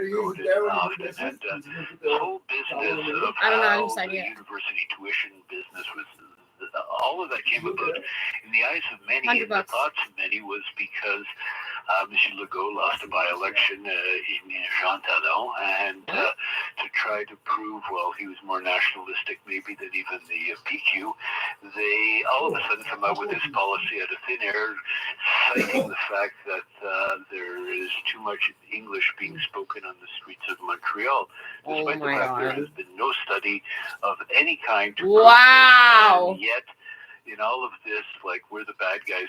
And by the way, it's no not just study. Anglos who've been protesting the tuition hikes. I mean, a lot of Franco, the Mayor Plante has done this, and other universities have done this, and La Presse they've done this. It's like, it's just like ludicrous that all of a sudden these things come out of thin air. And why do you punish these institutions? And what's interesting, of course, is Sophie de Roche is a McGill grad, in fact, and she went to Columbia. But nonetheless, like, it's just like we're made out to be the bad guys always. And in this, like, No, but but, you're like, it is so made out to be changed, the pussies at this point. conversation here from Because what you it guys was don't ages say ago when shit. these Like, people would prefer to remember Anglos. like we would all love to move to the GTA. Like, refuse to speak French. well, no, but like I shouldn't have to. And, I think we're getting fed up with that because we don't want to be the bad guys. We want to live in. Yeah, but because you're a poor person that lived in the GTA. You never had a chance. You never had a chance of like of doing anything with your life. Exactly. So that's exactly what I wanted to point out was that Tula, you in your column, and this is what Sophie Taché quotes in hers, are pointing out that how Montreal is Because rich people, they just say, you know, yes, dish it out. it's Like, French and proudly French, but there's all other kinds of cultures, Greek, Vietnamese, Italian, Punjabi, all flourishing here. What I don't like, and No, I what are you love saying, to know sorry? how you responded to it, Tula. She takes an almost threatening tone with you. She's like, hey, you listen here, Madame Dramonis. You listen to me. What? And she was like, Montreal will always be French, which is exactly what you said. So what do you make of this tone that she took with you? I don't know. I also found it needlessly aggressive. I should mention that Sophie de Roche has blocked me on Twitter, even though I've never interacted with her once in my entire life. So I find that kind of comical. That's great. So when she tells me, like, oh, listen here and pay attention to what I'm saying or what I'm writing, I kind of almost felt like reaching out and going, well, I'd like to, but you blocked me, so I can't reach you. Not that I necessarily have the desire to, because I feel that a lot of these columns are very simplistic in nature and completely ignore what we're even saying. I tried to explain it very clearly in my column, saying, you know, proudly French, officially French. I'm not disputing this. But at the same time, to deny, you know, like, to deny that Montreal has never been and will never be just French. That's what they're saying now. They're saying that Quebec is just French. You know the history of Montreal. Montreal has always been bilingual to me. As soon as you pass the street, multicultural city, and it always will be. And there's nothing wrong with that. That's not an attack on French. And I also resent as a columnist who wrote a piece about basically just trying to point out that Two street after concerns right now are not language, no matter how much a small group would like us to believe that is the case. Right now, Quebecers' top concerns are healthcare, cost of living, housing, education, and pointing this out. I'm sorry, East but of pointing that out Blue, is not French. one West of way, Blue, and a lot of English. French You know would that since agree we're with here. this as well.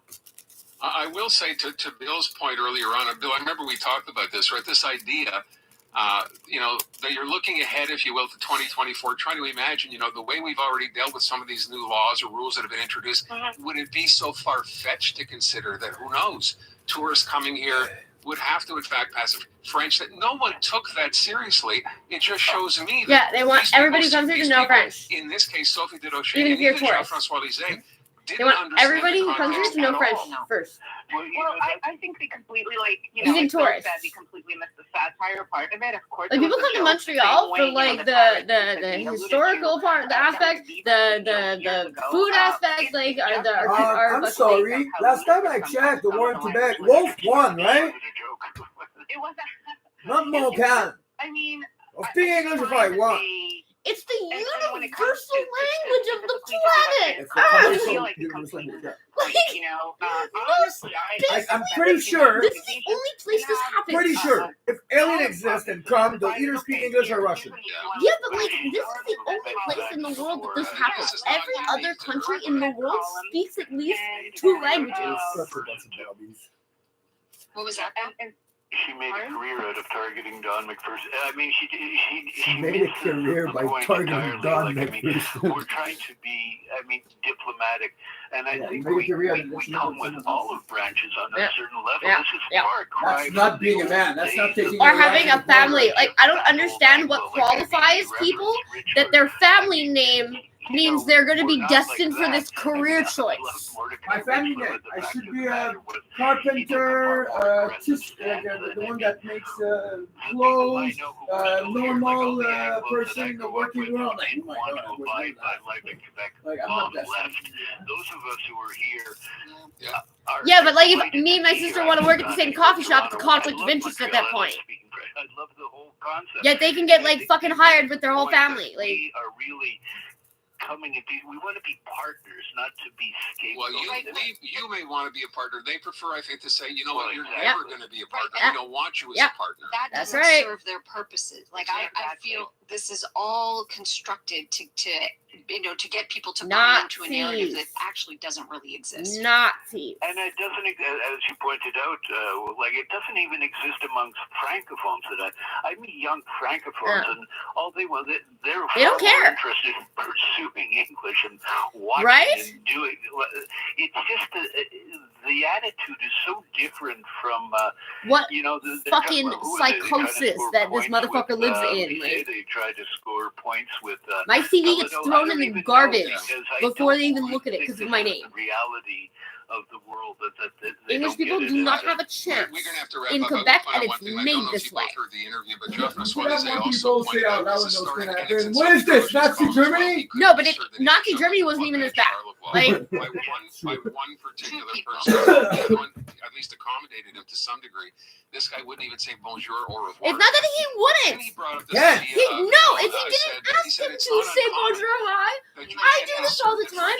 You're speaking French to me. I'm speaking English to you. The conversation's going on. It's fine. And that guy said to do that. En français, s'il vous plaît. Yeah, eat shit, sir. I wanted to go outside and wait for this guy. I would have let you. Because it's for other French people. I can't say anything to people. I can't say anything to people. I'm not going to beat him up. I'm going to be like, hey! No, just it's unacceptable behavior. We have a social standard, and we accept people for who they are. At some point, people need to understand that It's very logical. Like And we figure out a way to communicate. Even if people eat what? that need a job, like give them a chance. Absolutely. Oh, interesting. You know, What do you need to and know in someone French? fascinated, but You need to know someone's first name to deliver it and hand them a visa terminal. That's Absolutely. Well, it goes back to, you know, when all you have is a hammer. I mean, He's trying. He wanted me to go. I'll do like I did with well, McGill has already undertaken James, an idea. I'm not gonna beat him up with a tablet. I'm scared of shit out of him, and I'm gonna go after him to kill him. We'll see. They make out that we're totally antagonistic. They just want to die to us. It's like beat him up with a fucking thing. I'll kill you right now. It's like, yeah, but I don't want to suffer. Well, stop the fucking shit. That this is something they will adjust to, and they're happy to acclimatize themselves. They want to be part of this. No, but that's the thing. I'm never going to be a Quebecois. I can speak all the French that I could possibly fucking learn. I will never be a Quebecois to these people. They will never consider me one of them. I don't think so. They think I don't belong here. The Francophones that I speak to on a daily basis are accommodating, are happy to be speaking more than one language. Understand that most Anglophones and Allophones in the city are bilingual and trilingual. I think like Natasha said, it speaks to a certain specific group that really wants to be pushing these buttons, needs to be pushing these buttons for very specific political reasons. We're gonna have to leave it at that. I thank you both for being with us today. We'll see where this goes. All right, 5:48. Let's get to traffic. CJD 800 Traffic Center. Check on your drive. Lauren Glazer, Lauren. Aaron, Natasha, we are having a pretty tough time now for northbound 13 from ahead of the airport tunnel running up to a stall. That's at the beginning of the East Bridge. The right lane is currently blocked. Southbound 13 also pretty slow. Head forward to the 20 on the westbound side of the 20. Pretty slow as well. On pretty What's going on in the yard? Oh, I know. But like, it must have been all this morning. The Crow, Cheryl. She's smart with that one. Huh? She stole one of their peanuts, and she goes in the neighbor's roof next door. She puts it in the gutter, and she cracks it open with her beak. I was like, Cheryl, you fucking smart little crow. And like, she goes like to go dive for another one, and the squirrel literally like, and she's like, oh, okay, fine, sorry. I was like, oh, Cheryl. And we have little chickadee little black ones. These squirrels? No, chickadee. Oh, nice. Birds. Had a baby last night, 7:30. Wolfgang Theodore Makos. Wolfgang. You're like a witch, not like a druid, because I'm the son of the witch. He's gorgeous. Olivia looks like she's in top shape. So, bravo and congratulations. Sons of witches, those evil, they become warlocks. Oh, I didn't know. Son of witches, those good, they become druids. I think he's taking 3 weeks now. Or sorcerer. There's no magic. Like in witches, druid, there's no magic. There's just connection with nature and connection with occult. I have very much agree with that. And experience. And experience in different situations. If you want me to show you magic, I'll take a match. I'll light the match. I'll show you, and this is magic. Why? Because we took 4 elements to create a 6th one. Congratulations to That's Elias. magic. That's one thing. There's no fire there. There's fire now. Tough Jack. 5:50. We're going to take a break. Oh, nice carpet. Kind of wrap things up for you today. I have a list. This is really good. So it's just, here we are, January the 8th. We're at a week into the year. Worst tech predictions of all time. Oh, no. I love looking at these lists of what people said years ago, what they thought would happen. And in tech, it's particularly interesting, especially when you find out who said it. I'll share some of this with you. Wait, what? Montreal Now, brought to you by Dormez-vous. Why? Next week is back at Dormez-vous. Show them any lower price on a similar Shut mattress and up. beat it by at least 5%. Don't care. Don't care. Radio is your hit music station. What? I can do it. I'm doing it. No, I'm slow. Sorry. No, sometimes you like when I put the filter in your drink. Yeah, that's true. But I do need scissors. Hey, there's still a pipe stuck in it? Probably. It's your snorter. Or maybe not. It used to be. And it just got stuck in there in the bag. Yeah. In the thing. I could never remove it. Yeah, because you'll have to break it to get it out. Unless? Either way, I don't use it anymore. I want to use the case. I can get you another case. I think he did. Anyway, I don't want to, Yeah, don't fuck with your hand. not just that, I just want to make little crumbs of glass in there and then we'll drop it out. Oh, yeah.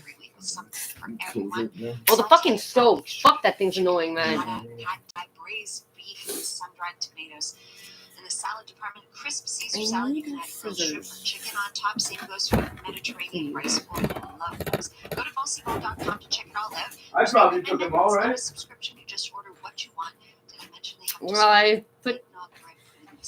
At least you don't take my hair cutting ones for the Yeah, I dog. don't use scissors. I use the scissors in the kitchen and I put them back in the holster. Like, I don't like any of those scissors. I like big ones. The one that cuts. That's what she said. Yeah. And on behalf of the whole Bossy Ball team, happy and healthy 2024. BossyBall.com. So we found a trick Season is officially behind us. for me falling out and not falling out. Wow. Falling asleep on your office. Huh? That's sex. Huh? With Sunwing Vacations, say goodbye to January blues and hello. So now I'm gonna have the office all day, all night.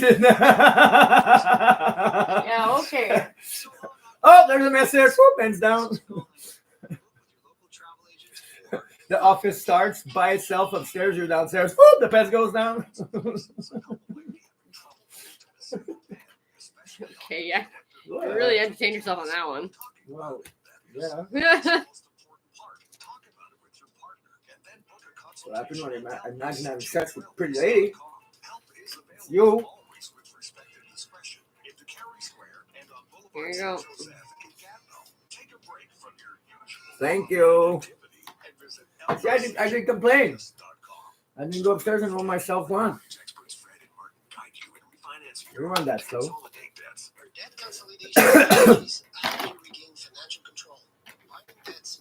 Hey, baby, we live here. Should let Keith know that it's going to snow tomorrow night. 15 centimeters again. It's no. I told him it's gonna be snow. He's like, well, we'll see at 8 tomorrow. And then he comes, hey, where does that snow came from? I didn't see that anywhere. Oh, Like, wow. yo, they were saying it was gonna snow Seriously? in Newfoundland, and then we're gonna get like the end of it, and then it's gonna come over here. We're gonna get the bad of it. Then it's And you gonna don't even stop. listen to the news. You just overhear what I'm listening to. Like, Yeah, I just over here. Yeah, that's true. I don't even listen to the news. I'm just overhearing it.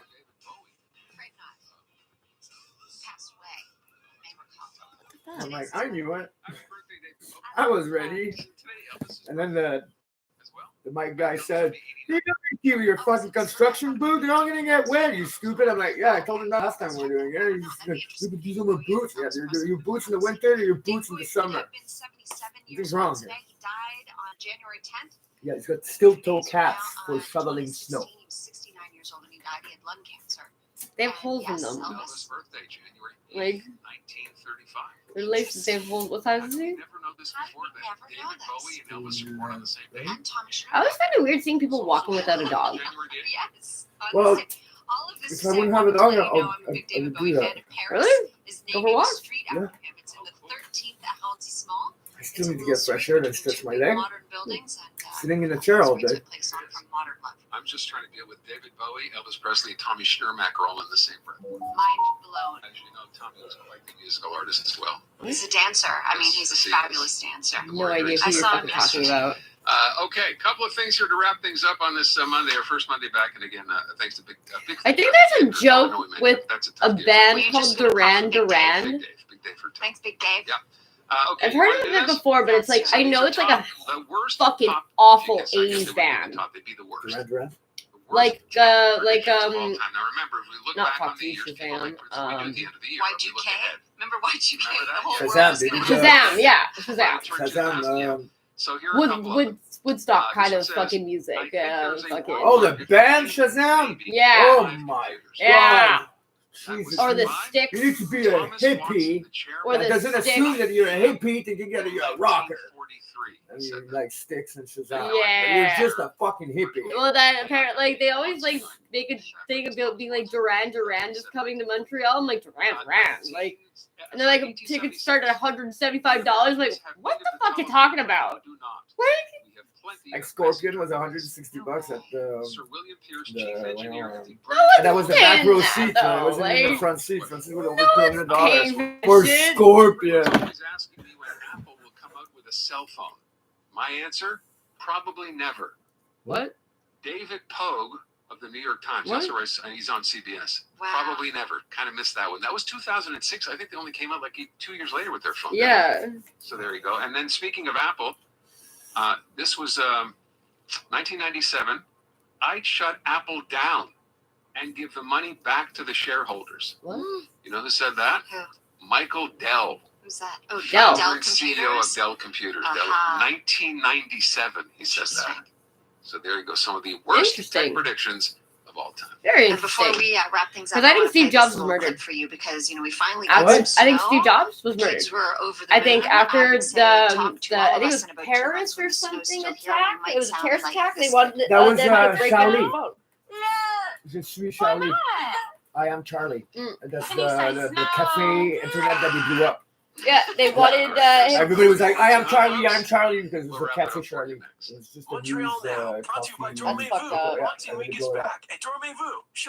Well, I think they did that intentionally so that they can ask him, there's a terrorist attack, we need to hack your phone. I think the government staged that attack so that they can get into fucking people's phones. Think about it. Oh, hard. I guess the plan those kind of attacks. It's hard for me to get a gun. Well, even harder for me to get a handgun. You know how hard it is to get a grenade or bombs or shit like that? And usually when they're attacks like this, Right? they're orchestrated Right? by companies or orchestrated by government. Like, You don't have the money for that. $2,000 a fucking grenade, man. and like before you get to even use it, like someone's Yeah. going to be like, "Yo, who is this This person guy's who bought suspicious. And the that?" authority's gonna be on you. Cameras everywhere.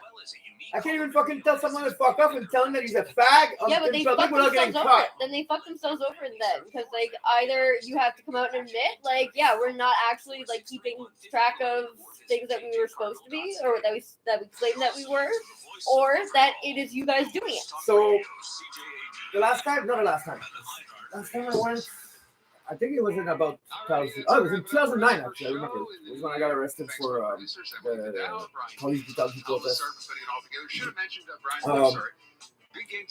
The old man was in court doing a complaint against that other old man because he bitch slapped him.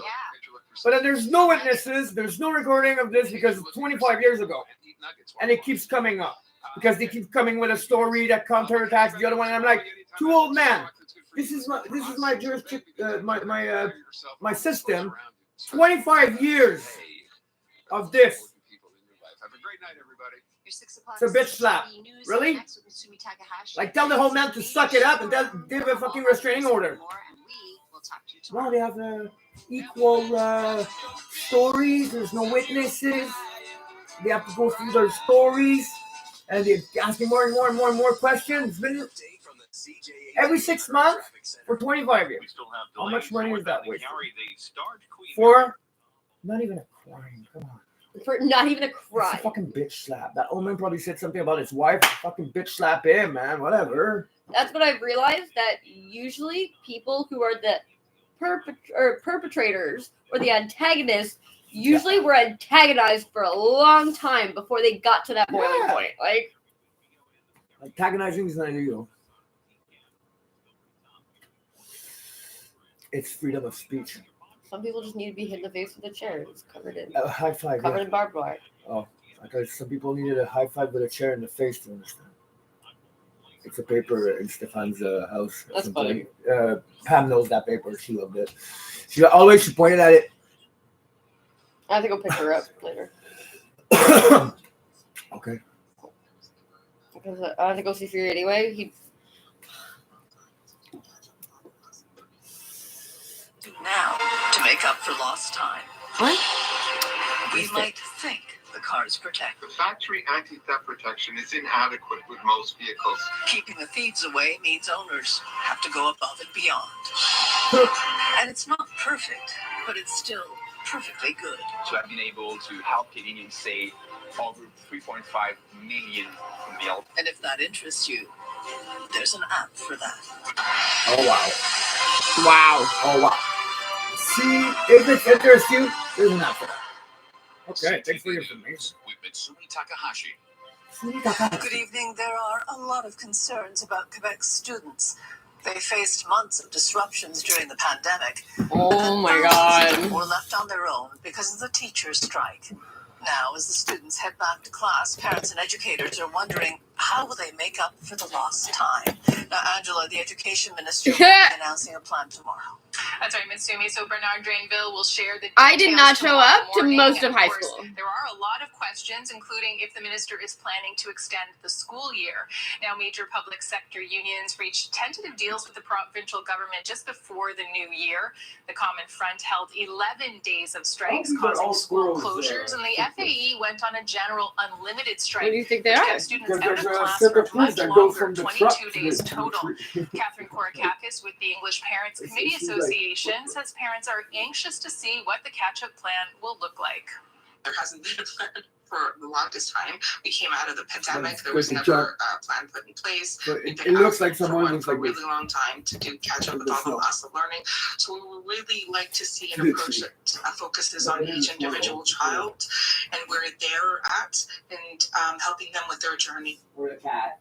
They're Kathleen Legault, helping who them heads with their an association journey. representing principals of Francophone You mean schools in scarring Montreal, agrees kids it's for not a life so that one-size-all. they fucking grow up to be adults that are fucking useless, like, or broken?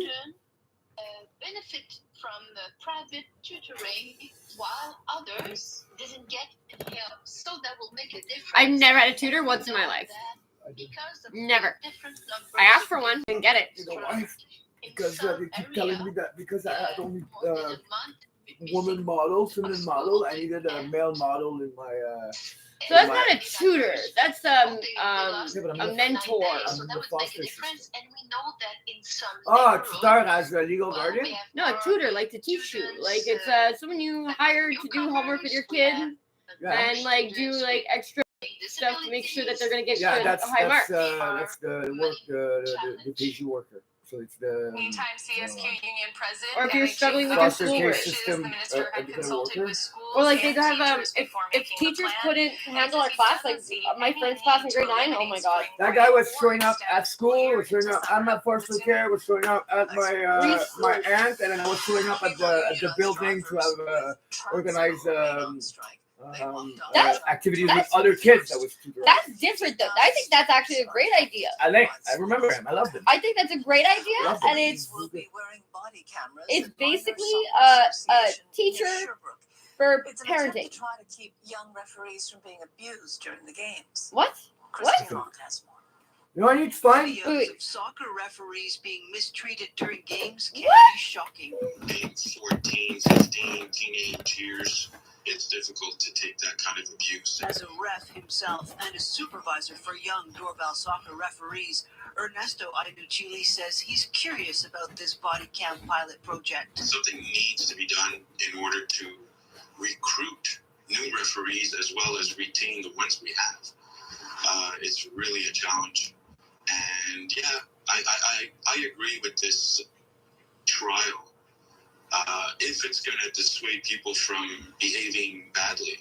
Martin Tremblay, president of the Minor Soccer Association, Martin Tremblay. came up with the body cam plan. Martin Tremblay. He says the abuse is scaring people away from refereeing. That would be a great fucking career.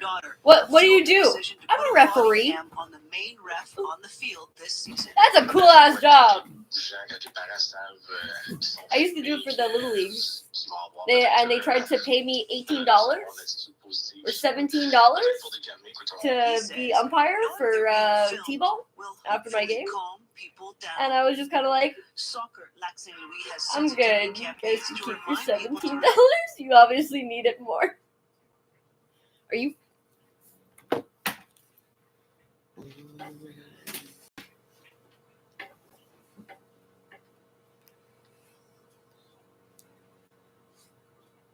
I hate you.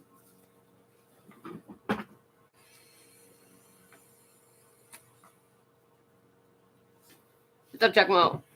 Daddy's in your chair, eh? Want to sit with me? Yeah, sit. No, I want to find a My fucking feeling. social worker.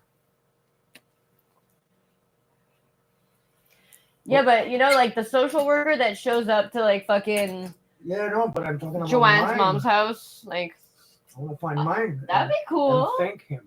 That'd be great. I think it's a good idea. Because I had they switched him because he was way too good.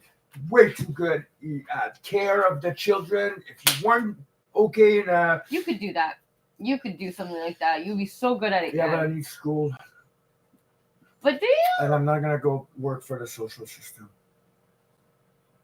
But you can I might. maybe you can ask this guy how you can do it, like without I'm being part of the considering it. government. I always consider it, but not until I'm 40 years old, for sure. Okay. But it'd be good to look into it now to see what like you need to be able to do something like that. But like even if it's like I'd prefer it. I agree with you. I'd prefer it not to be with government. I Like saved no my government friend. funding, no government assistance. Like I just Mario it's and solely Jackie. independent. They moved in Magog, and Jackie, because of me and my brother, she became social educatrice, it's a worker, but then she was working in the Montreal juvie center. And I'm like, oh my God, you took your place to go there. This is the worst juvie ever.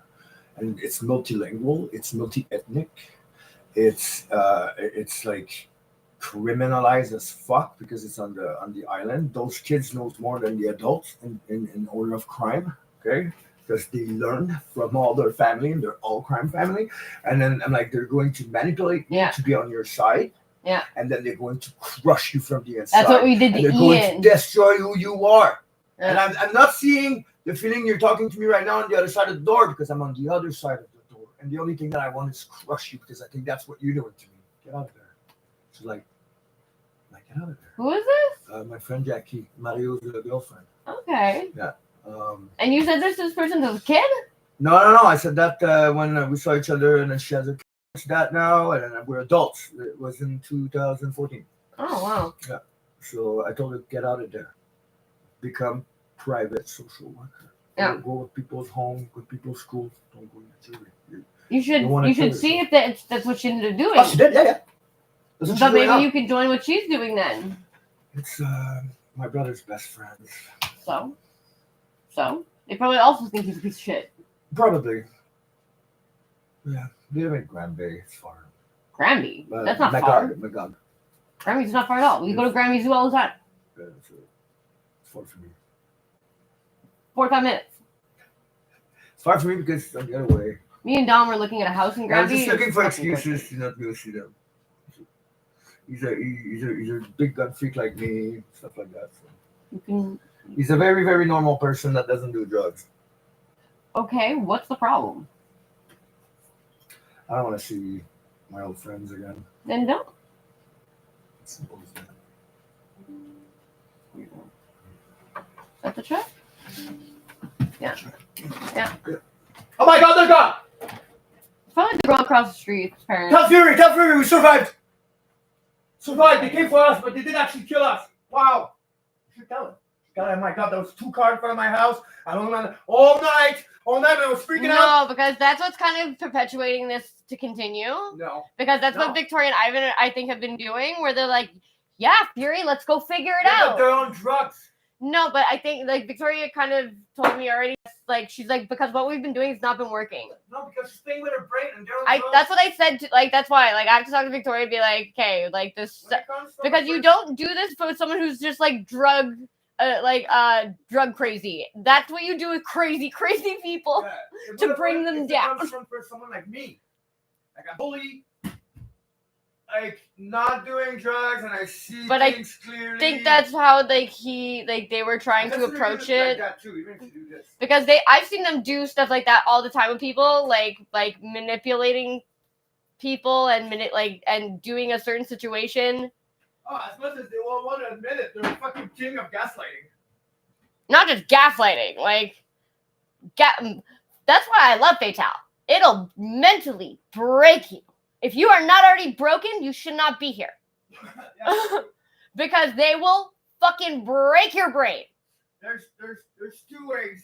There's two scenarios when you get. But they tell you at the end of it. They'll tell you. They'll be like, yeah, we planned this. This is You intentional. get into Fatal with dreams, or you get into Fatal without. It's easy. If you go inside without, you'll find dreams. You'll find yourself. You'll find a life. If you go in there with dreams, project, and ideas, you get your ideas stolen, your project destroyed, and all your dreams crushed. What are you doing here? I love it. I love them. They're the scum of the earth. Like, they're the rejected society. Literally, they cannot be in regular society and function, which is why they have all gathered to Fatal. It's like the land of misfit toys. And that toy with your brain and make you think you are crazy. And you're like, am I broken? Did I break finally? This is the day that I'm broken? Like, I have a solution. But they'll always say, you can always come back. I have a solution. Oh, I told you, you're in a seat. So, I can just start doing reverse psychology. I'm gonna go see him once in a while. You never know when. I'm just gonna rough him up a little bit. Shake him up like, hey, just yell at him in his face, and then go back and leave. Now I'm the only one coming after him. That's a good point. That's a very good point. If anybody else come after you, I'm killing them for sure. You're my prey now. I'm just gonna rough you up a little bit. Yeah, whatever. Good for it. I'm gonna start doing that. Yeah, but that's why I was looking at the messages he was sending me. Because he wanted me to go witness him do something in Hochelaga, and I'd be really proud of him. And I was like, Fury, first of all, like right now? you have no concept of gas money. Dwight Snowman. Do what? I feel like Dwight Snowman. Yes. I feel like that. What's better? It's not a snowball. Beer. Jesus. What an ugly cat. Oh, look at this thing. It's a Bengal mixed with a Sphinx.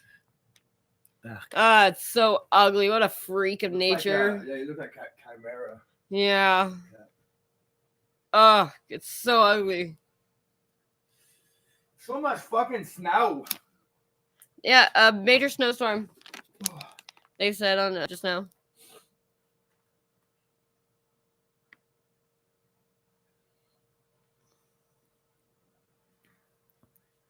I also have to make sure to message Matthew before I go. I'm only doing it because I'm loyal. What do you mean? What? The snow shoveling? Yes, I need the bill, but seriously, I would do it if you didn't. For Fuck. all that work, I seriously am a smart person, and I would go see Dom and say, hey, let me more money because this work is stupid to be doing. I'm destroying myself. I might as well just wait and work properly and pay me. I'll come with you if you want. Oh my god. And I'll help you. Make me do it? Oh my god, it's just fucking intense. It also saves me from having to go and fucking pick you up and drop you off. Cause like honestly, that's the pain in the ass for me. Like, because it's where Keith lives is the worst place in all of Montreal for traffic. I know. All of Montreal. It's like the 401 of Montreal. Like, yeah, it is. DeCarry and Queen Mary, Yeah. like it is honestly the worst place in all of Montreal. And that's the point. Like you said, oh, you don't know what Queen Mary and DeCarry is? I'm like, No, because I don't go there. I don't want to go there. Like, nobody wants to go there.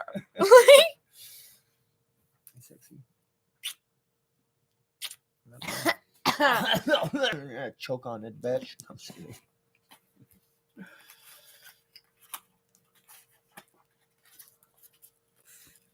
Where is it? In my pants. Get it? Okay, so Wait, no? he was Don't saying, get he was like fucking spam calling me. And I was like, Fury, what do you want? I was like, I'm not going to the bar. And he was like, what? It's not the bar, the other Le Shop where I used to live in Hochelaga. It's on the street that should be Maisonneuve in Hochelaga is It's where the metro is, no? No. It's near St. Catherine. It's you got St. Catherine, a What? small street, and another small street, and that's where the shop is. Okay, you got the Ball La Shop downtown, which Melo works at, where Setec goes and do like those crazy Yeah. thingy. And then you got La Shop Co-op, which is the bar in Hochelaga, owned by like hipster, punk rocker, like people that are better than everyone else. Yeah. And it's just to witness something I have to do. What are you doing in Frenchtown? That I know you're going to be proud of. Why would I go to a bar? I was like, no, Fury, do you see outside? I almost fucking hit a fuck ton of cars just bringing in fucking to and from work. Yeah. Like, and like, it's just because he doesn't understand what gas costs, and he's taking the subway to go, so it's easy for him. Yeah, not only that, and he doesn't understand like driving a car in winter is way harder than driving a truck in winter. He doesn't want to walk from where he is to the subway line, which is far. No, I don't think so. I wanted you to where see. It is, it's about where I used to live with Dave, my dead friend. Yes. What? Sorry? My dead friend Dave, where I used to live in Hochelaga. Mm-hmm. It's right about that. And it took me less long to go from Brossard to Fatal to go shovel snow than Dave in Hochelaga take the subway to go to Fatal to go shovel snow. Hochelaga is terrible. Hochelaga is terrible. Like, how the fuck am I making it twice as fast from Brossard? Where I went to bring Ezra, her apartment, whatever. Yeah. It's a new one. Yeah, but maybe do it where the beam is. Oh, everything fell. No, I was like about to see you fall to the floor. Oh, okay. See? You can see the floor moving up and down. Cool. Thanks, bro. Oh, what was I gonna do? Yeah. How does it feel now? How does it feel now? Get your carpet. I got your carpet. Yes, I got your carpet. Where's Mr. Boobily? Mr. Boobily. Mr. Snorty Forty Pants. Hi. Hi. Hi. Hi. I'm doing Jack. I'm doing that. Oh. You see what he did? He looked at the window because he thinks you're saying hi to somebody. What, mister? Mr. Boobily, are you happy? Are you happy, dog? Yeah, of course he's a happy dog. Wag your tail. Wag your tail. I love when he does that. He looks at you like you're a retard. Like, herp the derp. Herp the derp dog.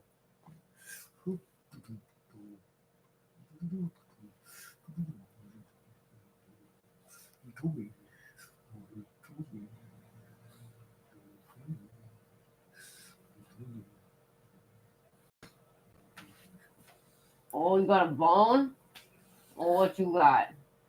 Very nice. Wait. Oh, fuck.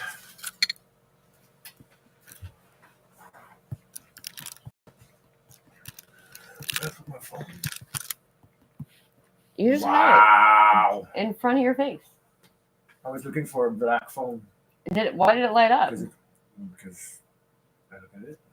Oh, really? That sucks. What it does, though, what I like is this. Yeah. I hate lock screens. I fucking despise lock screens. I'm naked. Hold up. Who? The fuck is talking to you naked? Fury. Oh, well. Naked or in... Okay. Why would you... Did not need to know that. Yeah. That's too much information. You're another, like... That's like the whole point of having a home. Is that like when you're naked, you can be in private and naked in your home, and no one know. Yeah, and no one will ever know. So you're doing FaceTime with a fucking desk, even if you're naked underneath, nobody knows. That's what they were saying about news reporters, fucking during COVID. Like Ron Burgundy in shorts. Am I remembering this right? Please the pants. He had an erection. What?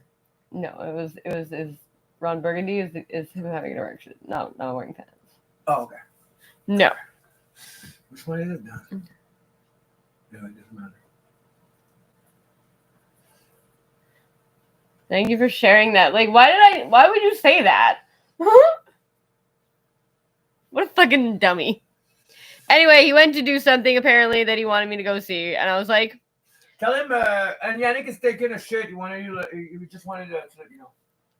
Yeah. Sure. I don't know how to.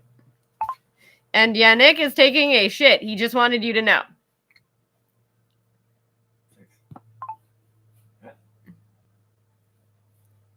He's gonna have the same feeling there.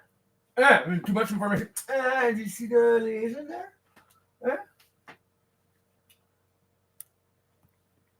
Do I have to fucking reverse psychology, everyone? Yeah. Because fucking apparently COVID broke people. COVID broke everyone's brains. The self-isolation thing, people have literally gone 40, 50 years of their life with never having sat alone in silence with their thoughts. Yeah. When they wake up in the morning, they immediately get out of bed and they start their day, and at the end of the day, they go to bed, and that's it. Or people that invent a term. Let's say, when I say, okay, now I'm going to use reverse psychology on you if I have to. And they're like, yeah, but I'm going to use reverse psychology, like reverse psychology. And they're like, you know what that is, right? That's just plain psychology. Because you got psychology on one side, reverse psychology on the other side, recto verso. So you go reverse back on the recto. So you're just using plain psychology while I'm using reverse psychology on you. That's now really you're using funny. reverse psychology and I'm using psychology to get back to my reverse psychology to your psychology. That's stupid. Please stop. Please stop. That's what they believe. And that's what's happening. And I'm like, what I'm seeing, like, you're like, please stop. I'm like, yeah, stop. Fuck. My brain is breaking. Right?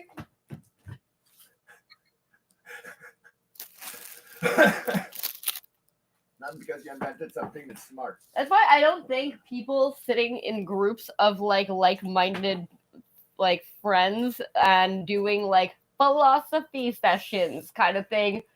I think that's such a bad idea because it's called a think tank. Keith started drinking again. He told me.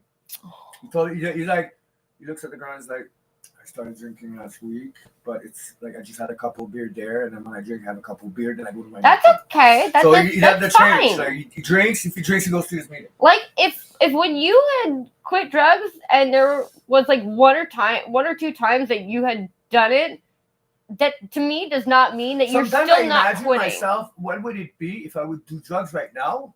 And I'm like, oh my God, I'd lose you. That was like, no, I was doing that. I would lose you. So much work. Yeah, because you know what? Once you do the one fucked up thing, you can't face it, and you can't. You always own up to the bad thing you did. Yeah, if you did something that you knew you weren't supposed to, you always own up to it. And if it's at a point where you can't. Cheat sheet. You know, it's like having the game short and you select one kind of. I have that. Because you know I love you even if you fuck up. Like even if I love you regardless if you fuck up. Yeah, the point is that you're trying to do something that is making you better. Yeah. Like so that's why like.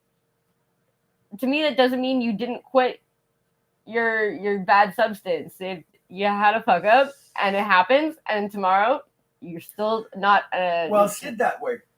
I told myself and was believing, and actually did that I would quit drugs the day that I would find the better version of my life. A perfect girlfriend, perfect mind, perfect brain, perfect body. Woo! Let's go. So let's work on that. It's going to give me the best version of my life. And it did. It does. It's the best version of my life ever. I can't imagine my life being better without you. I can understand why people would want to do drugs, though, because your brain just needed stimulation, really. You just needed someone who could keep up with you. Yeah. So I needed unstimulation. I needed stimulant to get me done so I could be on the same level as other people. Definitely. I tried so hard, and after 7 days not sleeping, being fucked up as fuck, we all do that little Brampton IQ test, and I score 111, 113. Oh wow! I'm like, guys, oh, you're so above average. I'm like, I'm Even so above average dead. After 7 days not sleeping, and you're being brain dead, brain dead, and I'm like doing this, and like. President looks at me, he's got like 79. I'm like, oh, poor you. You slept all day. You have all your brain. Oh, my God. Mm-hmm. I'm like, and you're my best friend. Ouch. Yeah, but it gets discouraging. Yes, it does. When you meet people and you're like, fuck, you're I'm dumb. not saying that people don't have that kind of IQ. They're just not using it. I'm not saying that they're dumb, though. A lot of people have very cushy, sheltered, uneventful upbringings. When you don't experience anything bad, and it's only because your family hid it from you. Like, Dustin's parents were not together, and I had to tell him, I was like, Dustin, you're like 24 years old, and you think your parents are together, and they sleep on different floors. And they have different lives, and they've been living like this for the past 10 years, at least that I know of. I'm like, Dustin, your parents aren't together. Like, they just aren't. They're not together. Oh, wow. What? Oh, wow. What? Stefan is asking me, hey, just a little question. Is it true that Pam is going to your place? I just want to see if it's still bullshit or if this time it's really true. She is coming for a few days. Stefan and Pam are really, really close. Like, they have stories. So if he's asking me this, it's because he's probably forgiving her for past stuff and shit like that. So, you know what? I'm just going to say yes. Absolutely, it's true. Pam does not lie. Honestly, as far as I've known Pam, when she's being a shitty person, she says it. Okay, I'm like, haha, you will be extremely surprised. No, you will be surprised because I'm gonna say it is true. It's funny.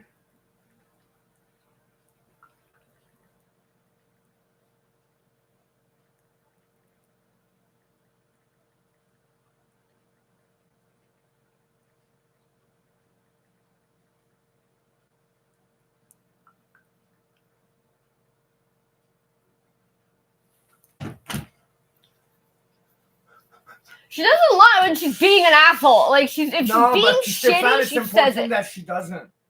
Why? They're very long time good friends. It's example. Oh, like flat hitting on me. No. It's like Alex Ryu kind of relationship. It's an old kind of relationship that even if you guys do bad stuff against each other, you're still gonna come around and be like, okay, guys, it's fine. You know? Yeah, but Pam, even if she does bad shit, she's honest. She's an honest person. Yeah. Like, all that I've seen from her. Because she doesn't do what she promised she will, that she didn't actually try to do it. She just fucked up along the way, and it didn't happen. It did not occur to me until just right now that the time I saw her up front of Goddams, I was sitting in my car, and it was her and Mary Claude. Oh, and with Flav, I'm not surprised that it happened. The thing is, I was suspicious that it never happened. That's why I'm not surprised. And I'm like, that's true, because like me and Fury don't talk like that to each other. Me and Matthew don't talk like that to each other, and we don't make jokes like that are sexual. Like the only one that I truly believe that would never try anything with my woman is Dan. Really?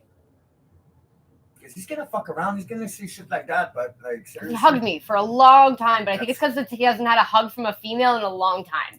And my girlfriend. So in his head, maybe it's like giving you a hug. He would not let me go. He would not let me go yet. In his head, he's probably giving you a hug. He's giving me a hug. You know? You'll get to see him tonight. I'm going. Yeah, you have to come with me. So I need you to go see Paulo. The only way I can get in contact with him is knocking on his door, apparently. No, he's gonna answer to you. He's gonna answer you on your phone. If he's done I've been messaging him. He doesn't answer. He's busy. It's been like a lot of times I messaged him. Sometimes it took a week for me to fucking, and I go get like Coke every fucking day to this place, and then one day he stopped answering me, and I'm like, what the fuck is going on? And something. I think it's because he doesn't want to have to come get it. Because last time my car was parked in Fatale, so it was convenient for him. Like. Yeah, but he's got a. I told him I don't even care what it'll take for it because we need to fill the oil tank. Like.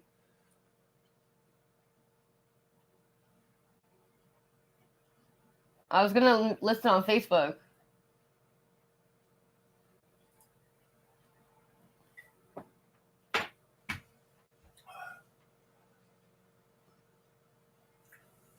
Because I don't want to ask him, be like, can you at least let me know what you would have given me for it so I know how much to list it for?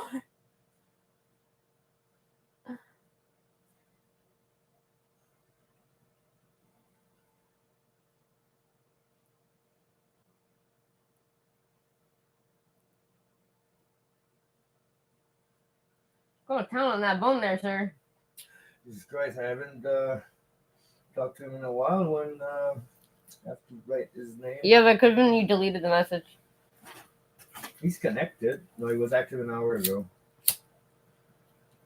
But you're right. I'm assuming he's busy, but that's why I tried again now when he's busy because like last time, well, I figured like if he's out and doing runs already, like maybe I have more of a chance of getting him than because like last time he looks at his message every day. Like if he looks and he's like, okay, I just can't answer that right now. He's just gonna put it on the side, but he looks at his message. Yeah, whatever. But like I understand that like he also doesn't give a shit about He does. Do you see the message he Yeah, sent to you? yeah, that's why I want to bring you to the store instead. You're kind of on a priority list. Like you don't have to be worried. No, I'm not. My feelings are not hurt. It's fine. Like I think my dog intentionally just spit out the bone. I know, that's why I put it a little further. No, leave it there. You have to go get it. Clean. No! Good job. So what mommy did to you? Too close. Why are you a jerk? Why are you Because making me he get threw up? it there for me to give him back to him. Give him back to him, you have to work for it. I love you. The little wins. The little wins. And he gives it to me, you know? It's like, okay, fuck. If you really didn't want it to, you're gonna be Meh. Fucking, I don't take that attitude. Fuck that.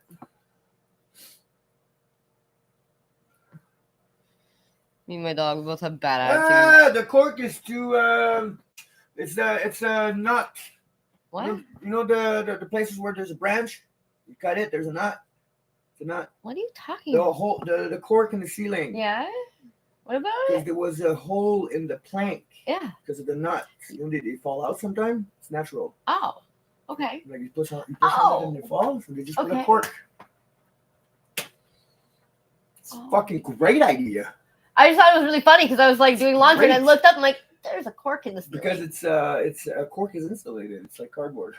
That's funny. Yeah, it's fucking amazing. I mean, it's probably super old cork. It's real cork. You know, there's market for cork. It's a like old wine bottle corks. It's an extension. They don't make wine bottle corks anymore. It's only rubber. Really? Yeah. So if you have, why is that? Because we cut them all down. What?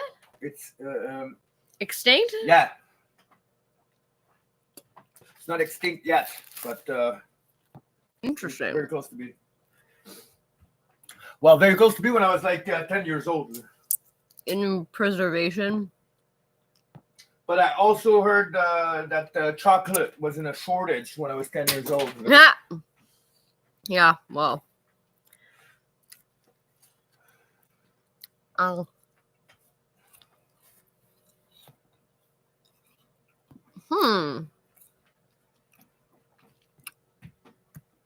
So was I right? What? Oh, I thought you were looking at the cork thing. No.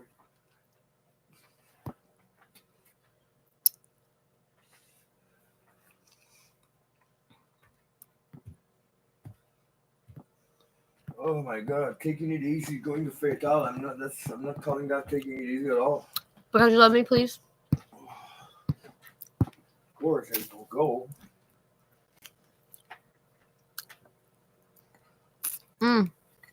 Are we making something to eat first? No. Oh, we're supposed to go to the grocery store. I'll get you a steak. Just because you're amazing and super pretty and nice to me when I got up, and I stayed up because I went back to bed. I'll get you a steak. You didn't have to say that. What? I'm still gonna go. Oh no. Because I love you. I love you. But that's the last thing I want to do today. It's not physical work. It is. Sitting in that It's car, mental work. Sitting in that car is physical work. There's got to be a way that you could Why is sit. that wasn't mental Yeah, work? but there's got to be a way that you could sit in the car, like, or I can do something to the seat that make it more tolerable. It's just because the car is low. It's stupid like that. Sitting in a race car. What if you sit in the back seat I'm gonna get a car seat. in the middle? Car seat. You haven't sat in the back seat in the middle because that's I get car sick. You sit in the middle so you see the road in front of you. reason you get car sick is because vertigo. Huh? Okay.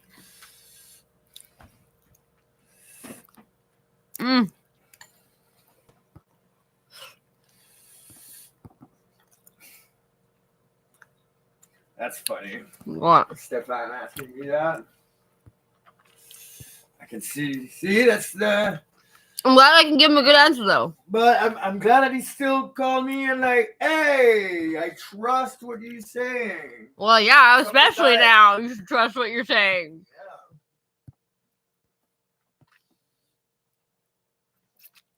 You're like one of the few people that don't smoke pipe. Or you do, but weed. Right. Okay, wait. Look. What? Do I need to?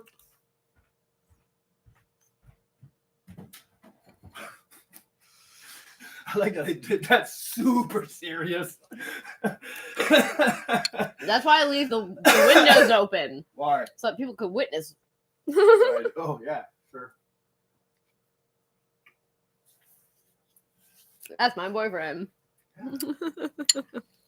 He's super hot and super crazy. They're all telling you stuff in the thing, and your life is like towards the stairs. So at one point, it's boom, boom, boom, boom, boom. Coffee. Oh, this shit is life. Hey, Tennessee. You know, sure you got a like for that. You're the best. You did eventually get used to it. Yes, I told you I would. Yeah, but you're very seldom in it. I told you I would. Did I do it? Mm-hmm. Like I said, I. You know, it's a big thing for like somebody to have. Joanne did this to me. Joanne, oh my god. Joanne, put this in my head. Don't. If there's a chance you might not be able to, don't tell me that you're going to. Like, if you say you're going to do something, actually do it. Or try and miserably fail the hardest way possible. But at least, like. But you have to fail very miserably. But, like, don't tell me you're going to do something if there's a chance that you might not actually be able to do it. Tell me you might be able to do it. You'll try to do it. Want to go pee? Go outside? Go outside, mister? Go pee. Well, we have to probably take him for a lap before we. Oh my god! Taking it for a lap on top of it? I can do it if you don't want to. I'm already 2 foot into the grave. Or you could take him for a lap at Fatal. No. No, that's true. No, because he gets burrs on him every fuck time. Even if I'm watching him, like there's ice and snow all over the place. There's no burrs. Like the idea of walking into Fatal. Last time, he had burrs on him. Yeah, but what the fuck is that? Yeah, there was no snow. No, but I was watching him the whole time. Yeah. Well, we were at the place where there's a bunch of it. Walking to Fatal. You want me to go door to door and say hi to you? You kind of do. No. I look at the door and just the idea of getting up of the car and going, I'm like, meh. Yeah. You don't have to. If you really don't want to go. I really don't want to go. Then don't come. Is it okay? Absolutely, it's fine. Use the trick. Use the trick if you love me. So I have to. Baby. You don't have to do anything. I really don't want to. Then don't come. I think it's the first time I'm going to pick up Pam. I think it's actually the official first time I say no to you. You can do that. You can most definitely say no. See? You have the option. Yeah, no. I'm not going to make you go if you don't want to go. Like right now I'm standing and fidgeting because it's what helps me being less in pain. Stupid sick. Yeah, I know that. But like being trapped in the car.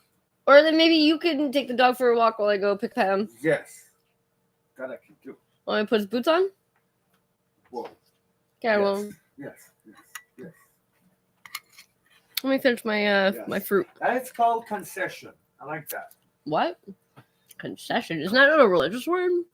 It's a French word. Concession. Compromise. Compromise. It's but it's a compromis. It means it's only on one side. A compromis. You know, you do something it's only on one side. But the concession, it means that I gave up something, you gave up something, but you give me something, I give you something. It's very much like there's no agreement there if you don't give me something out of it. If you don't get something out of it, and then you don't sacrifice anything, I'm not sacrificing anything. So it's like, but it's not done on purpose. It's done on the moment. I should be a psychologist. Well, like, what is a relationship if not that? Yeah. Like, my grandmother keeps saying, if you really want to be something, you could be a university teacher. Yeah, but no. You're so much more. Your brain can be more valuable to a better group of brains. Well, you know what? You know what person told me that, and when and where? Denis Vézina, my history teacher in Juvie, when he said that the greatest place that I can change minds is here. Yeah. I'm He's going right. to revolt you all and know your system and know where to go from now. Wow, that's really cool. You had a lot of really great father figures. Yes. And Because I like wasn't male accepted role as models. father figure because they were treating me as an equal because they knew that I wasn't going to accept it. Because they're not trying to be your dad. No, because I have 2 moms. There's no spot for the daddy. No daddy issue here. Mommy took care of it. Which one? No, it's not your business. That is the best thing I've ever heard you say. No daddy issues because there's 2 mommies here.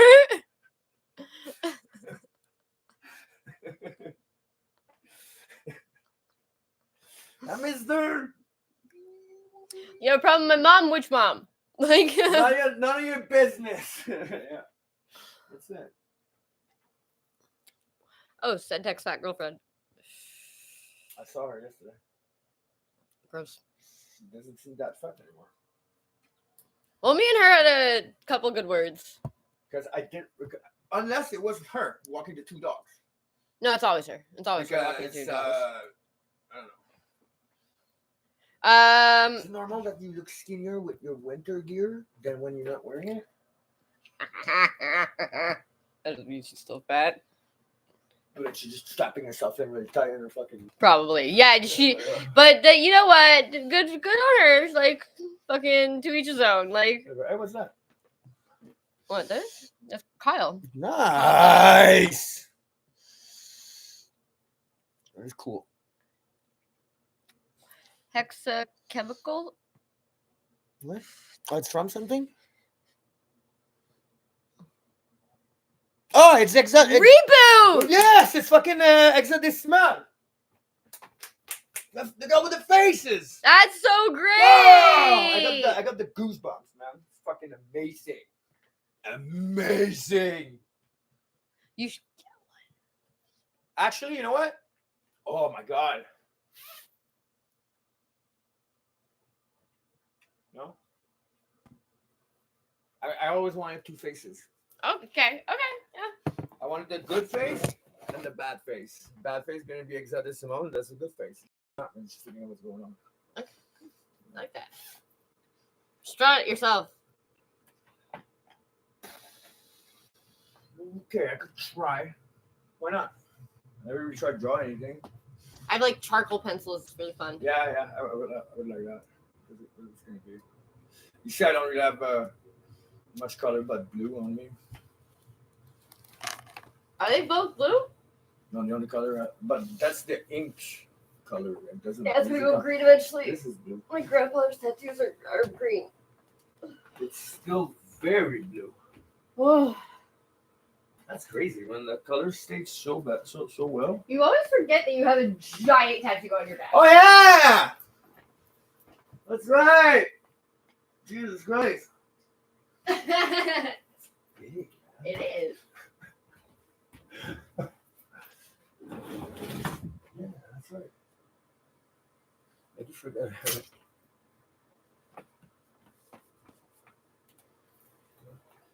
Oh wait, I'm gonna come over there. Yeah. I don't feel like there's much heat going out of there. What's going on with you? Over.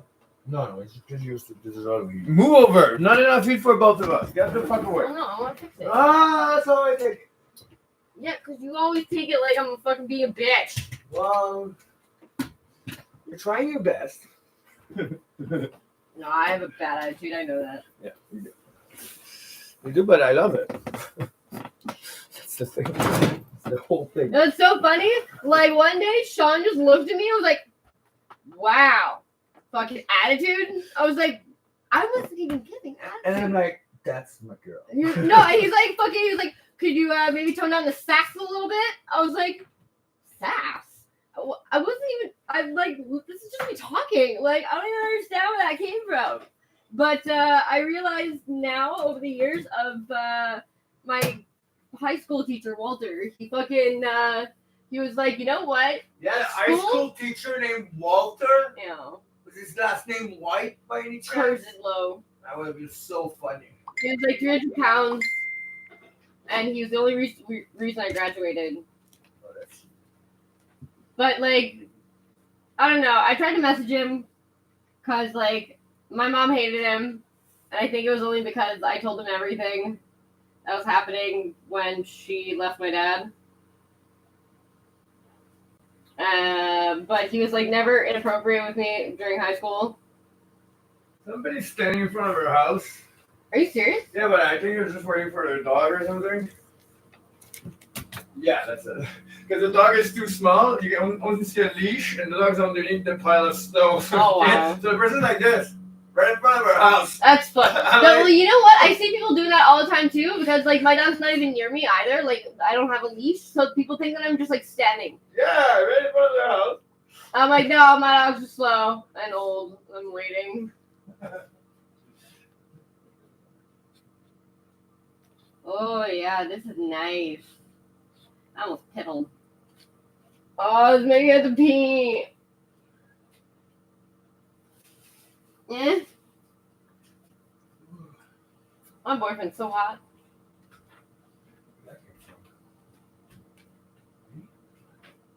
Fucking tattoos. A tattoo? Forget them. I don't forget about the one in front, because I see it every time I'm looking in the mirror. In the mirror? In the mirror? In the mirror? In a mirror!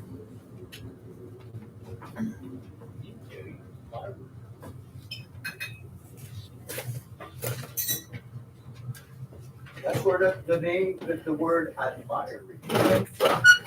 You got yourself in a mirror. Admire. That's the actual auxiliary of the word. I thought vanity was one of the 7 deadly sins. Apparently it's not. Vanity? Yeah. No, that's luxury. It goes into that one. And greed. That's the one. Greed. You can be vanity. That word you just said. What is it? Vanity. You can have vanity to have luxury, or you can have vanity to have greed. Oh yeah. So it's a gateway to a sin. Yes. You're funny. What? I love you. You're the best. What? Why? Because You know what I noticed? Why? Because I know everything. All of these fucking appliances have weird names for them. Deco flame. Oh, decor flame. Like decoration. Oh, you okay? I like my my update too. That one I do fucking love. The That's rotate a too. fad. Okay? You good, sir? We'll go for a walk? Are my boots dry? They should be. Well, we're on down in front of the heater. Because they were there all night. I just moved them this afternoon. Oh shit. They're not? Here, give me them. I'll put them. I'll wear out of boots. You know? I'll put them. They were so soaked, that's why. Oh. Oh, they're not good dripping.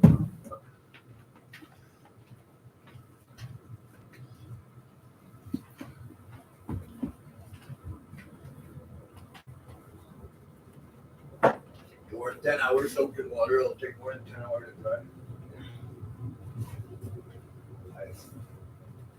I'm a hard-working man. That's too hard. For the pay, it's too hard. Because I need it for my bills. Even then. I mean, Yeah, but like, you know what? I my don't loyalty. want you to do jobs that are going to make you fucking I mean, in pain and miserable. I Like, suck it up. I do $15 an for hour. the amount that we need, and that's it. He gives me more money on those hours. But remember last time I want to do a chimney job with him? How He much I gave got you paid? so much money. Oh my god, I got paid so much cash. I was like, I never got paid that much my whole life. Like, okay, it's small amounts, but I mean, Yeah, wow. but think of how much he gets paid then. Like, No, he told me he was gonna get a little more, but he told me how much more. He got maybe $200 or $400 more on the contract. It was balanced for his cut to be his. Who cares? would he be upset He if gave you me told like me? $48 an hour. Like if I send him a message, would he be upset that you told me? Who told you what? Keith? About what? About him being drinking, like having a couple drinks last week? I just want to message him, be like, yo, fucking, just because you had a few drinks does not mean that you quit drinking. Still, and just, still like, ashamed a little bit. Give him like okay, a meeting or two. no, because But yeah, I guess that's personal. Because no, maybe give him a meeting or two. Because he looked at the ground, he looked ashamed, he looked sad when he looked at me. Like, okay. Yeah, but that's good that he feels Yes, ashamed. yes, That's yes. good. But like, I don't actually want him to like be discouraged because the 12 step. What?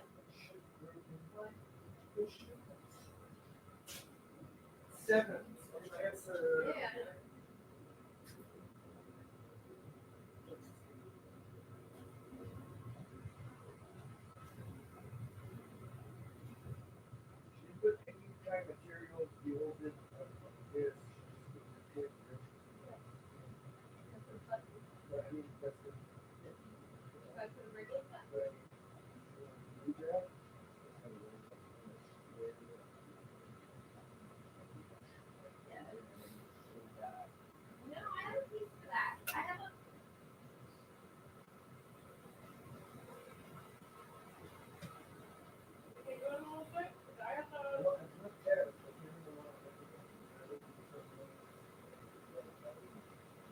I have never seen it like I have never seen that.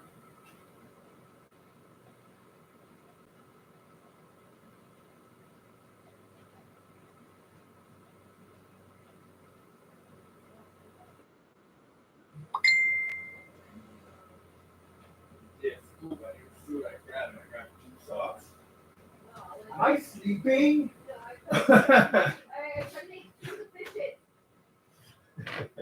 Well, you're succeeding at it. What for? You want to keep wearing those ones? Yeah, I'm just gonna put my. Oh, great, snow pants. Yeah.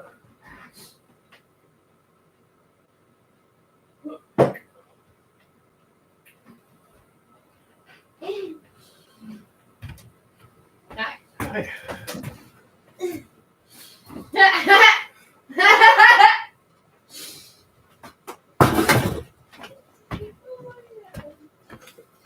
Oh, baby.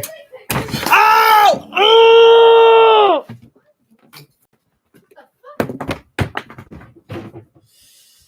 Ah! Fuck me! Did you just break your toe?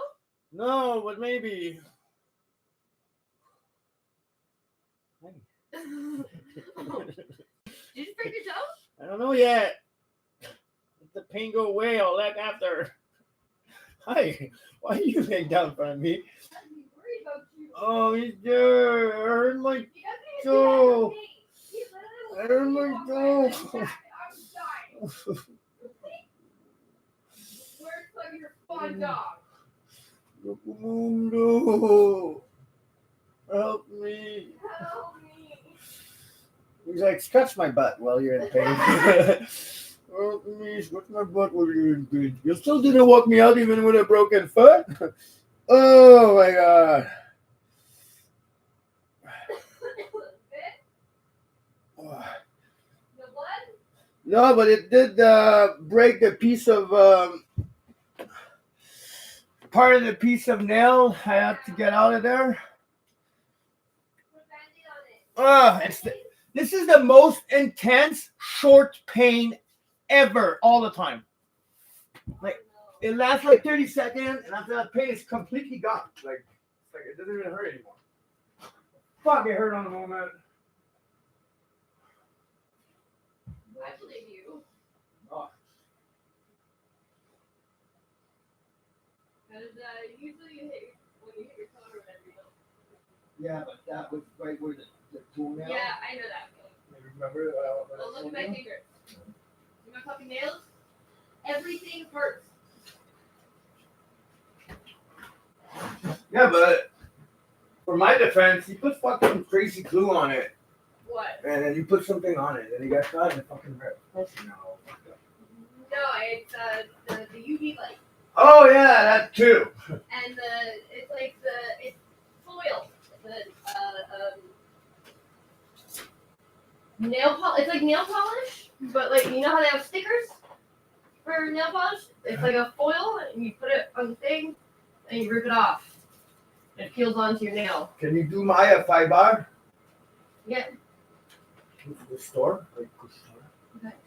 Grab a $100 credit card. Okay. MasterCard, Visa, doesn't matter. That's for the tax. Visa don't have change. Okay.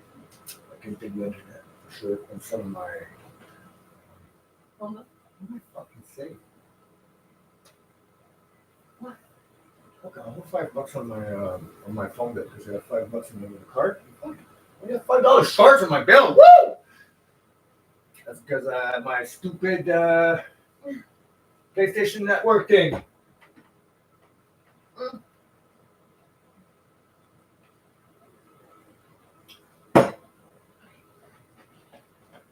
It's in my eye. That's what my game addiction does.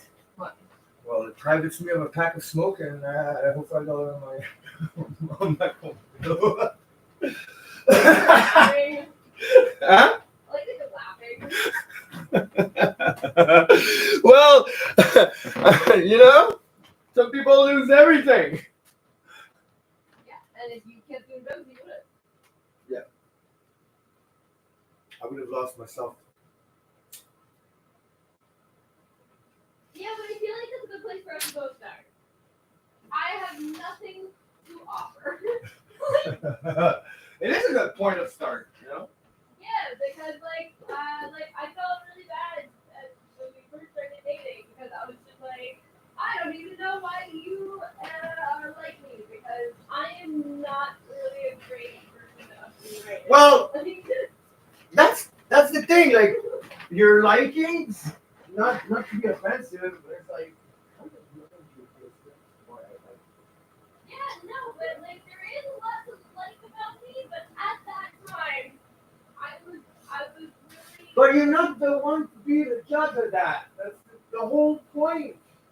I was very jaded.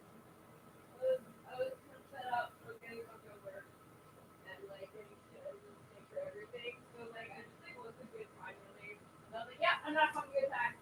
Just so you know. Fair warning. But I'm capable of being like I do have value. It's just better You just needed to remember your principles that were there to protect those values. No, my principles are there, but whether I like it or not. Oh yeah. I try to literally go against them. I can't.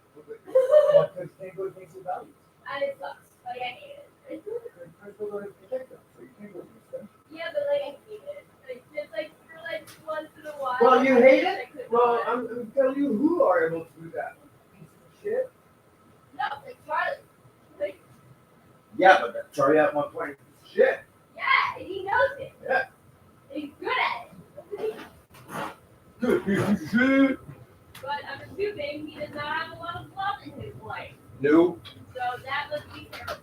I gave him brotherly love. No. That sounds like a terrible idea. You're in a real, like, human being relationship that made him change a lot towards the good. What do you call it? An anomaly? Monopoly and Kelly's like in an hour. Yeah. Like you can literally look at it and you can see the battles that he's fighting with. Oh yeah. Oh yeah. And like constantly, every moment of the position, he's fighting stuff. Because he just like does all these bad things and he wants to be a good person. And he really does. And that's why he took an interest in me.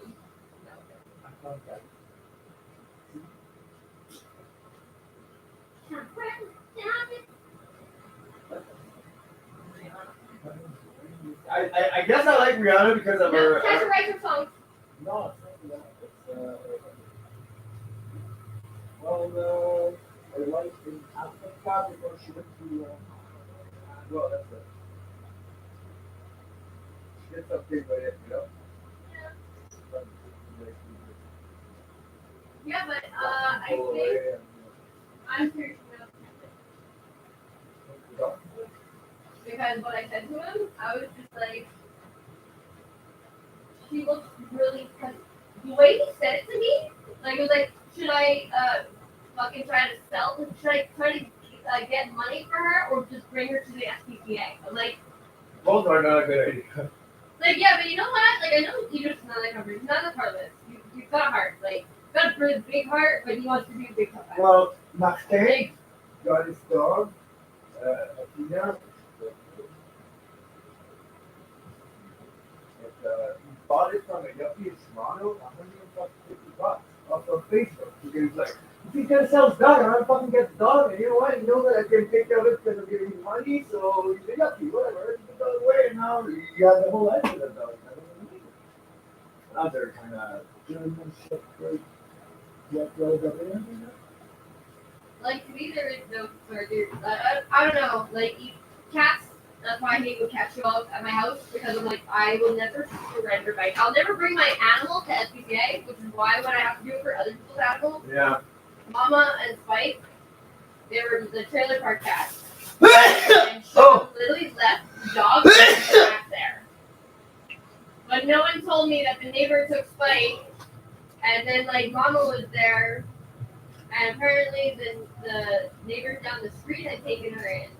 And no one told me this because I went and picked them up, and I was crying because SPCA came to pick them up. My mom had like 5 cats already. And I was like, I can't do more cats. I can't have more animals. Yeah, 5 is already. Where's the pets? Where did I put the pets? What pets? There's no pets? Yeah. Maybe it's the front door? No, I put them on the box of the jacket. I didn't forget to put the jacket up. I forgot to put the jacket up. Oh, I think that's the jacket.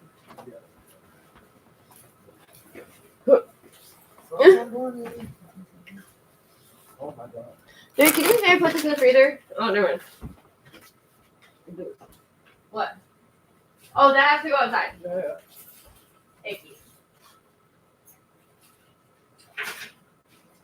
And all the recycling in here has to go out. I have to see that the fridge. There's a bunch of fucking garbage in the fridge. Like, really old food.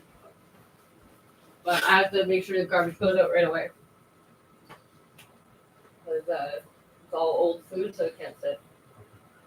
Well, anyway. I don't know what date it is. I never know what date it is anymore. I do. Ow!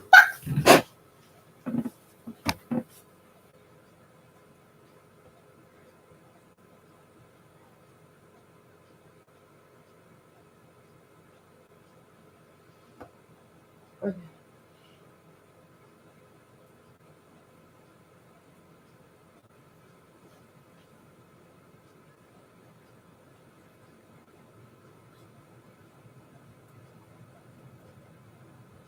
Thursday.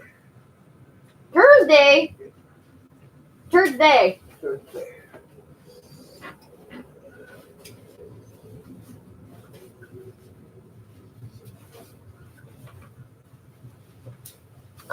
I need to write in my hand. That thing. I need you to tell me what Dom said. Wait. No. Tom said what? About the weed. Matthew. Okay. Well, I'm gonna tell you about the weed we tell you. Flip. Flip it.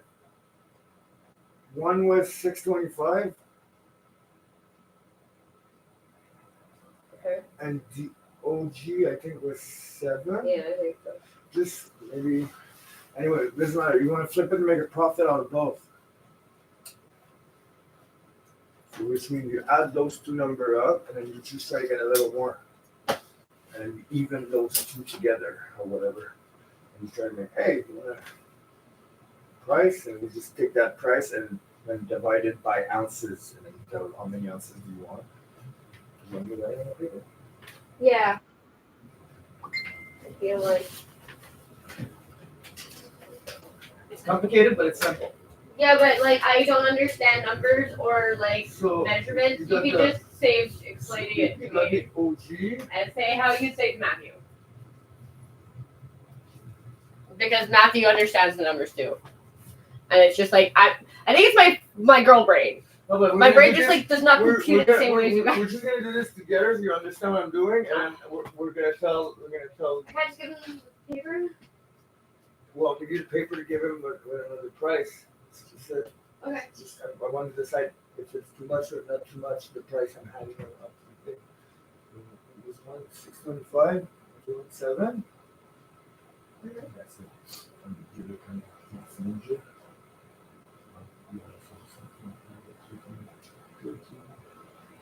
25, 650. That's $7.50 each. So we telling I have 2 pounds, $7.50 each. $7.50 divided by 60.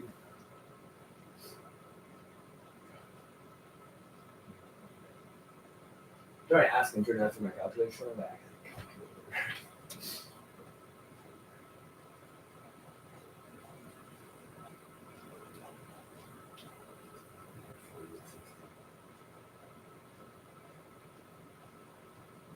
$46, $47. So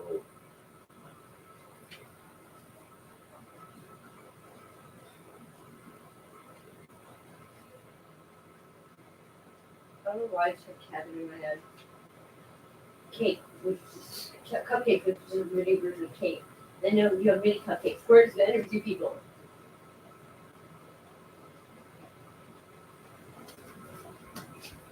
I don't know why fucking you think that I actually can do this because So,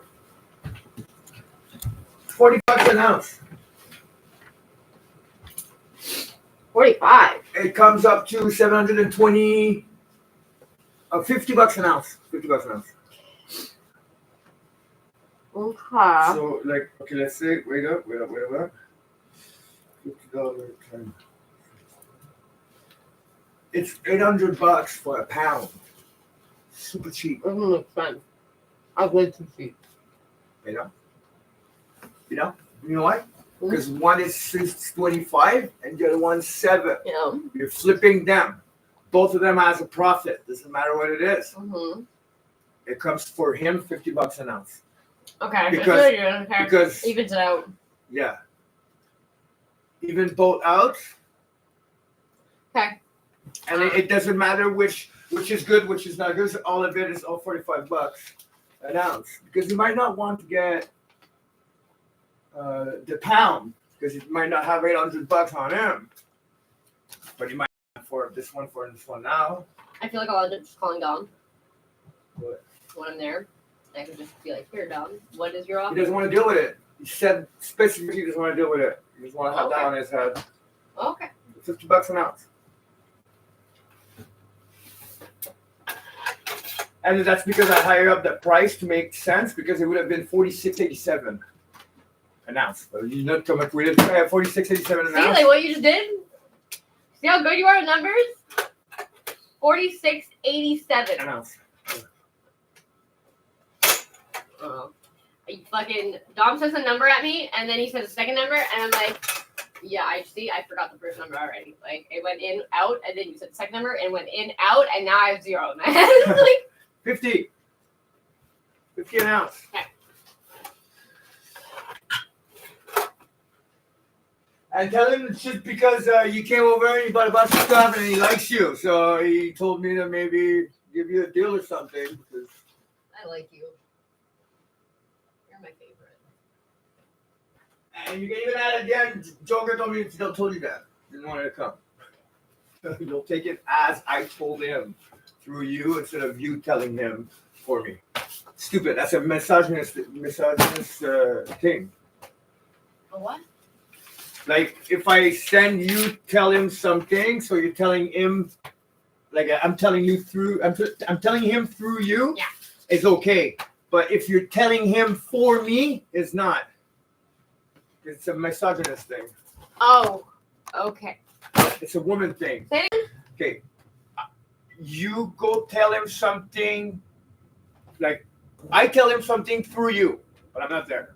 Okay. So I'm just telling him something through you. Okay. So he's taking a message from the man through the girl. It's fine. I already gave up doing business with Matt. Then honestly. if you go there telling him something from me, he's gonna take. Oh, that's a woman telling me from a man. Definitely. I don't take this. Because like honestly, every time I've tried to communicate when it comes to anything business related, he's not there. He opts out. I mean, you can see that he opts out. That's where I think misogynistic is being stupid because see, we just did the He doesn't same know transaction. He's doing it though. He doesn't I know. realize it. Like, I know. But if he doesn't want to have that relationship with me, that I can understand why. But what I'm thinking now is like, does misogynist knows they're misogynist? No, I don't think so. I think a lot of them don't. Just like racist people don't realize that they're being racist. Yeah.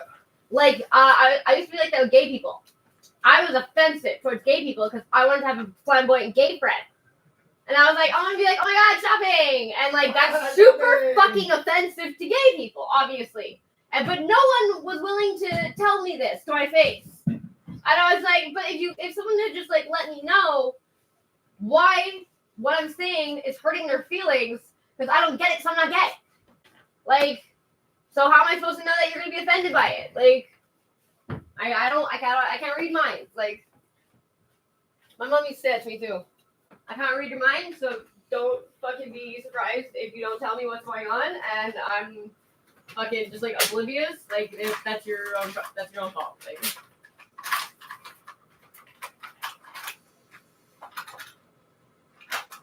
It's OG what? OG Kush? Oh. I don't know. We're going with this.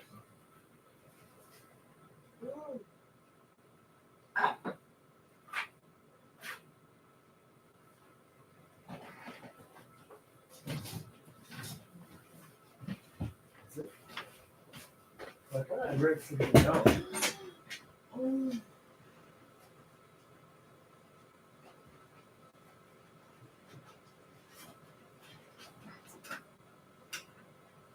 Wild milk tea. Oh.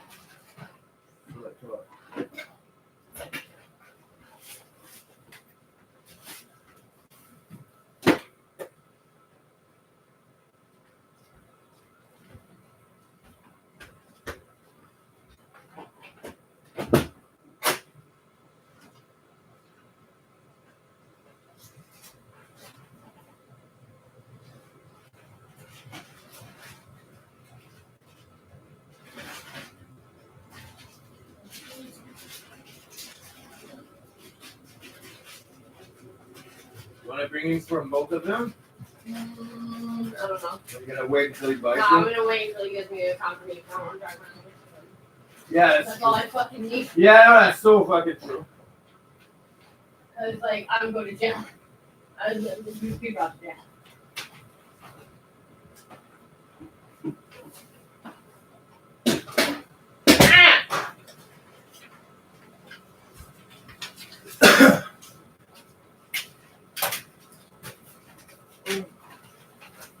Holy fuck. Fucking gum hurts.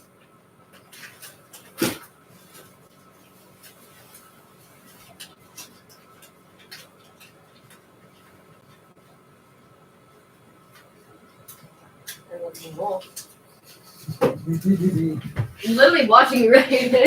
Oh, yeah. You're funny. I'm standing in front of you, idiot. Oops, I got got. Yes.